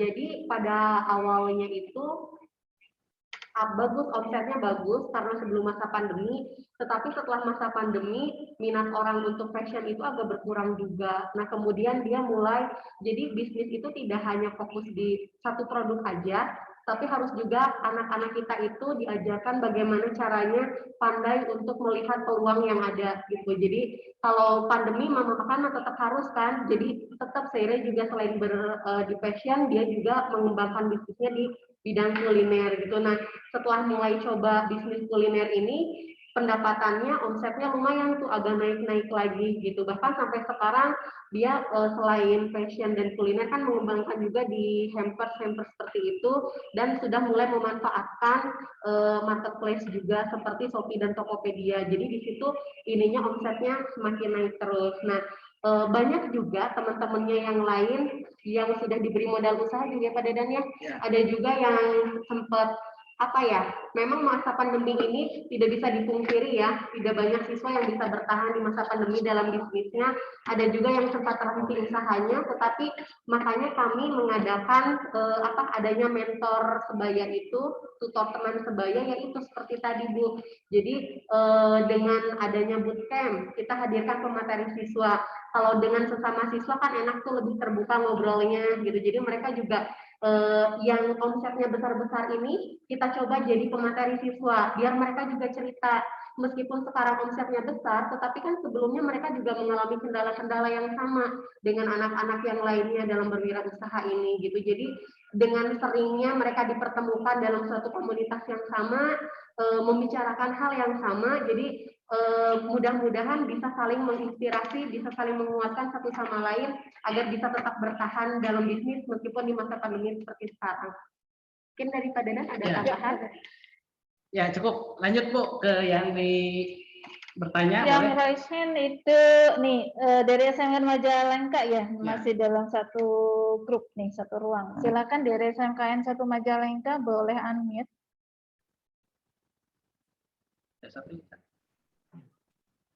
Bisa didengar, Ibu? Oh bisa, silakan. Ya. Menarik sekali apa yang tadi disampaikan oleh Ibu Silvi, yaitu tentang pengelolaan EduPark. Kita kan mengetahui Ibu ya bahwa untuk mengajar mata pelajaran produksi dan kewirausahaan itu kan diampu oleh merupakan kolaborasi dari dua guru, yaitu dari guru kewirausahaannya dan guru dari produktif. Nah, apa yang tadi disampaikan oleh Ibu Silvi, ada yang saya tanyakan, apakah dalam pengelolaan EduPark di SMKN 11 Bandung itu ada peran serta dari guru produktif, guru PKK dari produktifnya? Itu yang pertama yang saya tanyakan. Kemudian yang kedua, ini mungkin sekedar usul kepada Pak Dadan mungkin sebagai pengurus startup ya Pak. Ya Bu. Ya, usul apakah ada rencana ini dari setiap zona 1 sampai zona 4 itu kan ada pembimbingnya masing-masing. Ya. Kebetulan kami dari SMKN 1 Majalengka ini atau KTD wilayah 9 pembimbingnya itu Ibu Ani. Apakah ada rencana untuk turun ke lapangan? Jadi kan untuk mencapai target 50.000 startup, mungkin panitia itu bisa bekerja sama atau koordinasi dengan MGMP Makal PKK Provinsi atau mungkin kerjasama dengan MGMP Makal PKK Kabupaten. Jadi setiap KTD yang dibimbing oleh setiap zona itu bisa turun ke lapangan, guru-guru PKK kalau mungkin sudah bisa tatap muka bisa diundang begitu Pak, insya Allah, atau bertemu di sekolah kami atau di KTD 9 atau di mana. Jadi barangkali kalau dengan gurunya diajak dulu, maka mungkin untuk ke anak-anaknya lebih cepat gitu Pak, karena dari Kabupaten Majalengka sendiri untuk yang mengikuti kegiatan ini tidak banyak Pak. Setelah kita menanya di grup itu jarang begitu yang mengikuti, karena tidak semua kepala sekolah mungkin atau sekolah yang mempunyai komitmen seperti sekolah kami yang sampai bisa mengundang siswa untuk hadir di sini walaupun masih dalam jumlah yang terbatas. Itu mungkin Pak Dadan yang sekedar usulan saja atau harapan kami begitu agar lebih motivasi dari guru-guru yang ada di sini, khususnya di Kabupaten Majalengka itu lebih besar. Itu saja mungkin Bapak Ibu. Terima kasih. Assalamualaikum warahmatullahi wabarakatuh. Waalaikumsalam warahmatullahi wabarakatuh. Ya, mungkin langsung saja ke Bu Selvi untuk menjawabnya, Bu. Ya, Bu, untuk pertanyaan yang pertama ya Bu ya. Jadi kami di sini dalam pengembangan program Edupreneur Wirausaha Milenial 11 ini sangat dibantu sekali, tidak bisa terlepas dari dukungan guru PKK dan guru produktif. Kami juga menemukan anak-anak yang luar biasa itu dari guru PKK, baik di kelas 11 maupun di kelas 12. Kemudian untuk anak-anak yang berminat tergabung menjadi calon startup di Teknopark, kami juga tentu harus berkonsultasi juga dengan guru produktif gitu. Untuk proyeknya, kemudian untuk skill anak-anaknya seperti apa, itu juga kami selalu konsultasi dengan guru produktif. Jadi program Edupreneur ini merupakan kolaborasi kami dengan guru PKK dan juga guru produktif. Gitu. Ya, oke. Terima kasih Ibu dari Majalengka nih, luar biasa. Banyak sekali timnya yang bergabung. Saya ucapkan terima kasih juga Ibu. Insya Allah ini saran masukannya langsung didengar sama Pak Juju, Bu Juju, sama Pak Adi, kemudian sama teman-teman nih, hampir semua teman-teman yang di SPW Jabar gabung hadir hari ini. Jadi emang planningnya seperti itu Bapak Ibu. Jadi mudah-mudahan kami bisa berkunjung juga, difasilitasi dengan pihak KCD-nya untuk sharing juga. Mungkin di beberapa lokal tertentu bisa bergabung beberapa sekolah. Nanti kita coba sharing juga, termasuk kalau bisa emang full pelatihan juga di sana untuk memotivasi Bapak Ibu dan kami juga. Jadi begitu kami ketemu ke lapangan, kami akan lebih termotivasi oleh program yang Bapak Ibu lakukan begitu. Sehingga mudah-mudahan ini jadi catatan juga Bapak Ibu. Saya akan kasih note juga langsung ke Pak Edi. Mudah-mudahan ini bisa setelah pertemuan bootcamp ini ada beberapa tahapan yang bisa kita lakukan untuk bisa bertemu di region-region atau zona-zona yang sudah kita bagikan. Begitu Bapak Ibu. Atau nuhun Ibu dari Majalengka masukannya, insyaallah akan langsung disampaikan Bapak Ibu. Terima kasih Pak Dadang Bisri atas jawabannya. Mungkin tolong di chat, masih ada pertanyaan. Ada yang di chat Bu, saya coba di chat, saya langsung ya Bu ya. Ya, langsung saja Pak Dadang. Dari SMK 13 Bandung nih, dia punya usaha untuk cuci sepatu, tapi kesulitan membuat aplikasinya. Nah, kemarin di pemateri sebelumnya di 1000 startup Jabar, itu ada juga salah seorang pengusaha ya dari alumni SMK 3 Bandung. Itu dia pernah bikin juga aplikasi yang sama, itu bisa kolaborasi juga. Silakan nanti, ataupun nanti bisa bergabung Bapak Ibu dengan startup teknopark yang punya program keahlian RPL-nya. Insya Allah dibantu Bapak Ibu. Kalau mau dengan SMK 11 mangga kami terbuka, nanti bisa sharing juga Bapak Ibu untuk follow up program dari usaha pengembangan usaha sepatu digital begitu. Dan satu lagi Bu, pertanyaannya adalah bagaimana, adakah usaha yang bentuknya jasa? Nah, saya cerita sedikit Ibu Bapak, di SPW setelah angkatan kita yang kedua, SPW yang ketiga di Jakarta, itu juara pertamanya anak yang punya jasa wedding organizer. Jadi kebetulan dia dengan teman-temannya bikin WO, jurusannya sama. Kemudian salah satu yang dia jual itu bikin hiasan itu di tangan apa ya Bu? Kalau yang mau nikah. Henna. Nah, jadi dia penghasilan terbesarnya itu dari jasa melukis tangan henna itu. Nah, itu salah satu juaranya di program SPW. Itu dia jasa Bapak Ibu. Dia emang full jasa. Selain jasa ini, banyak yang sekarang itu ada beberapa jasa yang menonjol jasa fotografi. Ada juga jasa tentang foto produk juga. Dia penghasilannya besar dari jasa-jasa yang seperti itu. Jadi bisa ya, tidak hanya produk saja, jasa juga bisa. Ada lagi Pak, mungkin itu lebih dekat di sini. Lebih dekat di sini. Maka Pak Kurniawan bisa dibuka ininya, ingin menambahkan, boleh Pak Kurniawan. Bapak Ibu kalau ingin menambahkan raise hand saja. Kenapa? Karena biar chatnya Bapak paling atas videonya. Jadi kalau mau kelihatan raise hand. Mana Pak Kurniawan? Pak Kurniawan. Oke, terima kasih Kang. Bapak Ibu guru, mohon izin sama Kang Teteh yang semangat wirausahanya. Perkenalkan saya Kurniawan Purwanto Pak, mantan guru kewirausahaan sama juga guru TIK Pak. Sekarang udah pensiun, tapi ingin berbagi nih Pak. Boleh Pak ya? Boleh, silakan Pak. Oke. Tampaknya dari awal sampai akhir ada sesuatu hal yang terlewat Pak. Barangkali memang tugas kita sebagai guru yang sudah duluan tahu harus berbagi Pak. Itu kewajiban saya agar apa? Agar cahayanya tetap terang dan harus terang terus Pak. Itu Pak tugas kita sebagai guru. Nah, atas dasar itu ada algoritma yang terlewat, Pak. Dari tadi wirausaha itu sibuk dengan yang namanya sales. Indikatornya apa? Indikatornya tadi dengan yang namanya marketplace. Fungsi marketplace itu sales, Pak. Itu sales. Jadi selama ini algoritmanya itu yang harus diperbaiki. Jadi brand dan sales itu harus berbanding lurus, Pak. Lalu urutan yang kita buat juga goalnya harus jelas sehingga anak-anak bisa dibimbing seperti halnya tadi membuat jasa sepatu. Jangan sibuk dengan aplikasi, tapi harus kita konsen atau fokus sama bisnisnya, Pak. Jangan sama aplikasinya, karena aplikasi itu sudah kita serahkan saja sama SMKN 11, misalnya yang ahlinya. Kita fokus aja sama bisnisnya. Kenapa?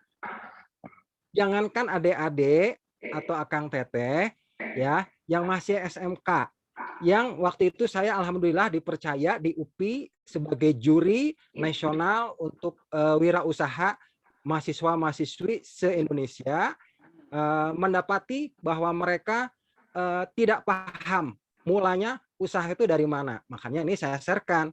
Jadi usaha itu awalnya satu, setelah kita mendapatkan goal, katakan misalnya kita jasa, ya katakan jasa kecantikan aja lah, saya anggap saja kecantikan. Nah praktis kita paling paham kan. Nah buat daftar atau yang namanya list building atau bahasa umumnya buat daftar pelanggan. Dari kita kategorikan dari mulai teman dekat, umum, atau orang yang tidak dikenal. Lalu kita klasifikasikan mana yang tertarik. Nah setelah itu perkenalkan, kita buat yang namanya branding, kecantikan kita apa.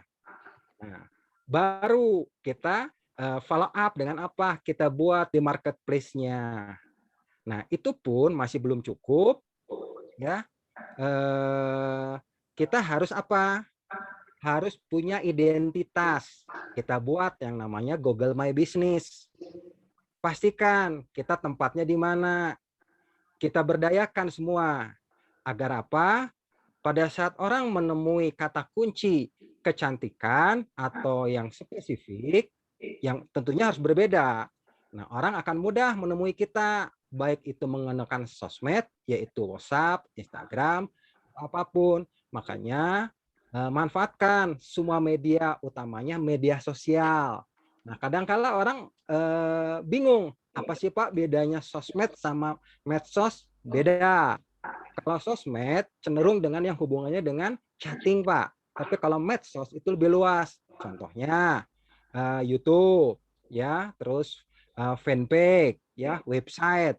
Nah, itu media sosial lebih luas. Nah, berdayakan dulu yang gratis, utamanya bikin channel YouTube, ya, atau kita minta tolong, kita masukkan, kerjasama aja dengan siapapun. Jadi saya sangat setuju dari Bapak Ibu guru yang di SMKN 11.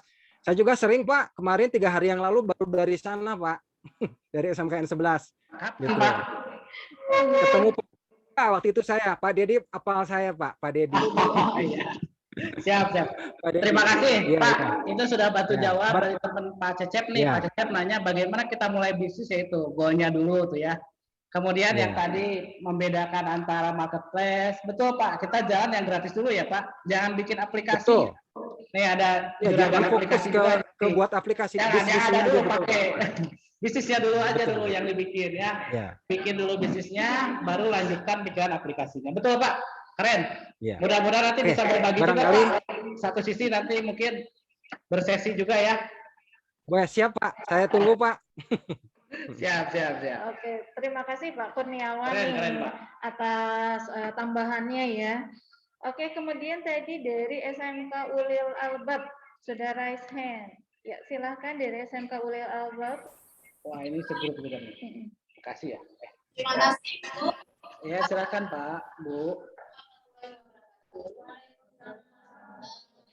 Saya pengajar dari PKK kelas 11 ya Pak ya.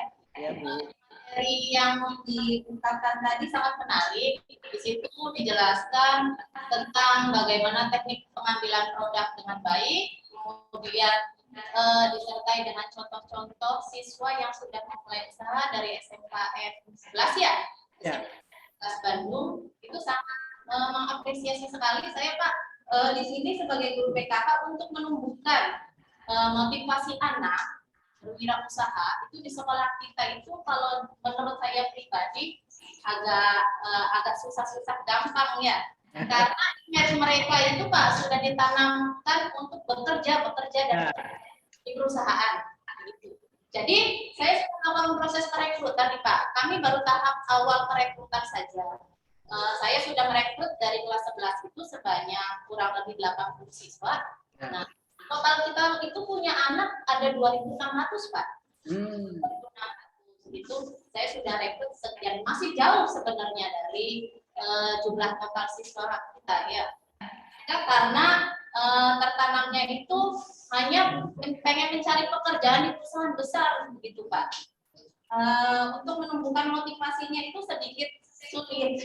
Barangkali dari SMKN 11 Bandung bisa berbagi bagaimana caranya bisa meyakinkan anak untuk memulai usaha, kemudian bisa berbagi juga bagaimana caranya untuk mengontrol gitu. Dan tadi kan sudah dijelaskan siswanya itu banyak mereka yang mendapatkan penghasilan sekian. Ada yang usaha ini, ada yang usaha ini mendapatkan penghasilan yang mungkin menurut kita tinggi ya Bu ya. Nah itu bagaimana cara sistemnya gitu Bu, pelaksanaannya, mengontrolnya, apakah siswa itu dibebaskan untuk membuka usaha sendiri, tidak sesuai dengan tujuan, atau anak itu setiap bulannya melaporkan kepada guru PKK masing-masing. Kita kan sudah punya tim Bu, ada dari beberapa guru PKK itu semua, itu kita sudah punya, ada timnya 4-5 guru. Nah, masing-masing kejuruan itu kan banyak guru PKK. Kami guru PKK itu sebenarnya basicnya bukan asli dari kewirausahaan, Pak. Ya. Mungkin saya sendiri IPS, kemudian ada yang bahasa Indonesia dan sebagainya. Kami juga mungkin dalam memulai usaha juga sebagai guru PKK itu masih merambah gitu, masih mencoba-coba gitu untuk menanamkan ke anaknya juga. Nah, itu barangkali bisa dibagikan teknik pelaksanaannya program SPW ini, bagaimana mengontrol siswa dengan sekian banyak dan memantaunya itu seperti apa, barangkali dari SMKN 11 Bandung bisa berbagi itu saja Pak. Terima kasih. Ya. Terima kasih dari mana Bu? SMK Ulil Alba. Ulil Alba. Ya, Ibu terima kasih juga, itu jadi motivasi buat Bapak Ibu guru yang lain di sekolah lain. Ibu sudah mulai bergerak mengumpulkan minimum ada data awal dari mereka minat wirausaha. Target Ibu Bapak, saya pun targetnya 10% Bu dari jumlah seluruh siswa. Jadi kalau 1.600 ya 160 orang lah minimum, dia bisa menjadi startup atau dia bisa menjadi wirausaha di program SPW ini. Nah, yang perlu kita lakukan Bapak Ibu, apapun materi yang didapat oleh Bapak Ibu selama kegiatan bootcamp ini share ke anak-anak kita. Saya sudah berikan di kolom chat, Bapak Ibu silakan di-download, nanti di zona pun akan dibagikan kembali. Nah, silakan itu di-share Bapak Ibu, dimodifikasi oleh Bapak Ibu, dijadikan contoh Bapak Ibu, mana yang cocok dengan sekolah Bapak Ibu. Yang kedua, Bapak Ibu coba cari potensi alumni yang bisa memberikan masukan, memberikan materi, dan biasanya alumni itu free Bapak Ibu, bahkan mereka termotivasi untuk membantu sekolahnya. Ataupun yang berikutnya kami lakukan, cari orang tua yang pengusaha untuk ngasih materi. Yang hebatnya Bapak Ibu, kalau pengusaha yang ngasih materi ke sekolah kami, ada yang pengusaha jagung, dia bawa jagungnya Bapak Ibu, gurunya yang dikasih. Jagung manis, ini dia kasih Bapak Ibu. Bahkan ada juga yang seri selain ke orang tua, cari Bapak Ibu mitra dari perguruan tinggi yang menyerap lulusan kita untuk melanjutkan. Mereka punya program KKN, mereka bawa pemateri sendiri, bawa konsumsi sendiri, kita hanya tinggal menyiapkan anak-anak kita. Itu strategi yang dilakukan di SMK 11. Jadi tidak semuanya perlu dikeluarkan biaya oleh sekolah Bapak Ibu. Dan untuk pola pelaporannya, Bapak Ibu bisa melakukan monitoring ya Bu Silvi. Kita gimana monitoringnya Bu Silvi? Ya, jadi anak-anak itu kalau kita sih dari awal sudah langsung begitu ikut pengembangan program Teknopark dan SPW ini masing-masing harus membuat blog. Nah, jadi semua pelaporannya untuk usaha, kemudian omset dan lain-lain itu dilaporkan melalui blog gitu. Nah, untuk tadi Ibu ada pertanyaan dari Ibu, apakah harus sesuai dengan kompetensi keahliannya? Nah, makanya kami mengembangkannya itu dua program antara Teknopark dan SPW. Jadi kami minta data dukungan dari guru-guru PKK baik di kelas 11 maupun 12, mendata anak-anak dengan jenis usaha mereka, bagi yang sesuai kompetensi keahliannya, kalau di kami kelompokkan ke kelompok startup untuk di Teknopark. Sedangkan bagi seluruh siswa boleh dari jurusan apa saja yang punya passion usaha sendiri gitu. Walaupun tidak sesuai kompetensi keahliannya, bisa ikut gabung di wirausaha, yaitu di sekolah pencetak wirausaha. Gitu. Jadi nggak mesti kita harus sesuai kompetensi keahlian. Kita bisa kelompokkan aja. Jadi tergantung dari minat anak-anaknya. Gitu. Oke, terima kasih mungkin Bu Sylvie, Pak Dedan untuk menjawab pertanyaan-pertanyaannya yang dapat saya tarik kesimpulan di sini mungkin dari interest ya, interest dari setiap anak gitu kan, minatnya dia kemana untuk berwirausaha, kemudian juga ada yang namanya kegiatan coaching and mentoring gitu ya, coaching dan mentoring dari guru-guru PKK gitu, kemudian juga dari tutor, teman sebaya, guru tamu gitu ya, itu bisa dilihat dari yang terdekat dulu gitu. Nah mungkin itu salah satu yang bisa mendukung dari kegiatan SPW ini ya. Mungkin tambahannya. Jangan lupa Bapak Ibu, nanti di kolom chat saya sudah sampaikan link. Silakan dimasukkan link itu progresnya. Tadi Bapak Ibu sudah mulai ada yang dari 5 orang, sekarang naik jadi 10, naik jadi 20 orang. Silakan diupdate kembali Bapak Ibu progres Bapak Ibu yang akan saya sharekan ini tadi di awal sudah, ini saya taikin lagi di kolom chat Bapak Ibu, termasuk ada materinya. Saya sengaja bagikan materinya berupa PowerPoint. Silakan Bapak Ibu edit, modifikasi, silakan dipakai untuk publikasi pengembangan program memotivasi anak Bapak Ibu. Jadi mohon diisi kembali progresnya Bapak Ibu. Ini kita perlu progres ini kenapa? Untuk sama-sama membantu bagaimana meningkatkan Jabar ini bisa mencapai 50.000. Nah, 50.000 startupnya, kemudian Bapak Ibu gurunya yang terlibatnya bisa lebih banyak lagi begitu. Dan sekaligus Bapak Ibu dari saya, mungkin yang terpenting adalah Bapak Ibu silakan lakukan dulu yang terbaik menurut Bapak Ibu. Jadi apapun model pengembangan SPW-nya, Bapak Ibu harus bisa menemukan sintak belajar seperti Jabar, Mual Eleh, kemudian Edupreneur dengan tandurnya. Silakan Bapak Ibu cari konsep-konsep pembelajaran SPW di sekolahnya masing-masing yang bisa dibuatkan menjadi best practice dari sekolah Bapak Ibu. Itu dari saya, tetap semangat. Dari Bu Sylvie. Ada closing statement? Ya, untuk Bapak Ibu dan anak-anak sekalian, jangan patah semangat walaupun di kondisi pandemi seperti sekarang ini, bukan saatnya kita untuk tidak produktif, tetap produktif, tetap semangat untuk selalu berwirausaha, tetap semangat untuk sukses di usia muda. Ya, terima kasih Bapak Ibu semua, terima kasih Bu Sylvie, Pak Dadan, Bapak Ibu peserta dan juga anak-anakku yang sudah standby. Tidak terasa ya, dari jam 1 sampai sudah dari jam sekarang 15.05. Terima kasih yang sudah bergabung, yang terdaftar di kami, ini sudah mencapai 815 orang. Ya Bapak Ibu, terima kasih atas atensinya, mudah-mudahan kegiatan ini dapat diikuti untuk kegiatan berikutnya sehingga dapat memajukan tadi 50.000 startup digital ya, Mual Elehnya. Jangan lupa untuk diisi ya progresnya yang di link di kolom chat ataupun mungkin nanti di grup ya Bapak. Ya. Mungkin itu saja untuk pertemuan kali ini, mudah-mudahan bermanfaat. Bapak Ibu, jika ada yang memang mau didiskusikan, kita bisa di offline saja ya. Mungkin itu saja. Terima kasih Bapak Ibu dan anak-anakku semua. Kita tutup dengan bacaan basmalah bersama. Bismillah. Alhamdulillah. Alhamdulillah bersama ya. Alhamdulillah. Kita tutup dengan billahi taufiq wal hidayah. Wassalamualaikum warahmatullahi wabarakatuh. Waalaikumsalam. Ya, Bapak Ibu nanti untuk link materi, kemudian untuk absen yang belum, nanti kita share juga di grup zona masing-masing Bapak Ibu. Nanti link YouTube-nya juga kami sampaikan di zona masing-masing, termasuk di grup. Ya. Terima kasih. Silakan Bapak Ibu dipoto dulu, saya akan tutup dulu selama 10 menit untuk dokumentasi di Bapak Ibu. Silakan saya foto dulu yang pertama dulu, Taica. Silakan yang belum on yang kamera. Belum on cam, silakan dibuka kameranya. Kita foto dulu untuk dokumentasi. Setelah itu mungkin Bapak Ibu silakan mencari foto Bapak Ibu untuk dokumentasi sekolah masing-masing. Oke, kita yang belum on kamera di yang pertama itu ada Kang Andi dari SMKN Nasrul Ulum ya. Oke. Kemudian dari Pak Asep, nih belum kelihatan mukanya Pak. Kemudian Muhammad Fatullah.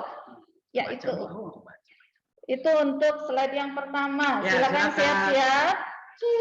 Ya kita akan ambil kamera. Oke. Oke diulang ya. Kita abal-abal teh. Oke, udah siap semuanya ya. 3, 2, 1. Oke. Oke, untuk yang pertama. Kemudian untuk layar yang kedua, ditunggu ya, dibuka dulu untuk kameranya semuanya. Oke, ini udah hampir on semua kamera ya.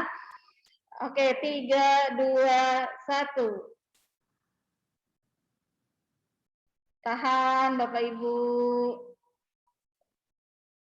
Oke, next slide, next layarnya, next screen-nya. Oke, sudah siap semua, sudah on kameranya ya. 3, 2, 1. Tahan Bapak Ibu. Nanti tinggal dicari ya fotonya. Boleh berekspresi Bapak Ibu, boleh. Jangan kayak pas foto. Ya, slide yang keempat. Oke, udah on semua.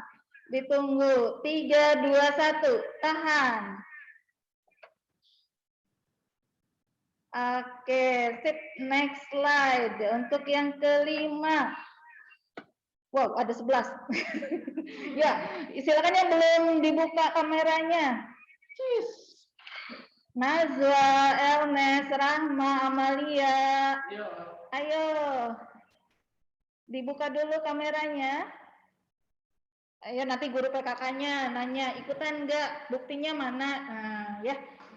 Nanti tunjukin. Yuk, Teh Lilis, Teh Dian, Teh Ayu, Teh Feni, Teh Yanti. Yuk, masih belum on kameranya. Ayo Enggal, yang next slide siap-siap ya. Dibedak dulu boleh ya. Oke, tadi slide yang 5 ya. Kang Farid, Teh Rahma. Oke, siap. 3, 2, 1. Oke. Oh, ulang. Pas kebetulan belum ini. Oke, siap. Ulang ya, slide 5 nih. 3, 2, 1. Tahan. Sip, Teteh senyum. Pas banget Teh Ayu ya. Ini kamera banget. Oke, next slide yang 6. Wah, banyak. Bisa nggak on cam? Oke, langsung aja. 3, 2, 1. Oke ya. Ditunggu ya Bapak Ibu. At least kalau nggak bisa on cam namanya ya. Ditunggu ya. Oke, 7. Slide 8. Mohon bersabar karena di data kami ini ada 816 malah ya, nambah lagi itu. 818.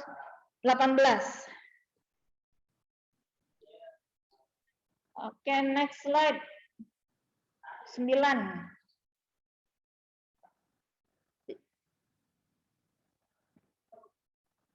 Iya, yang ujung nggak apa-apa. Oke, next slide yang 10. 29.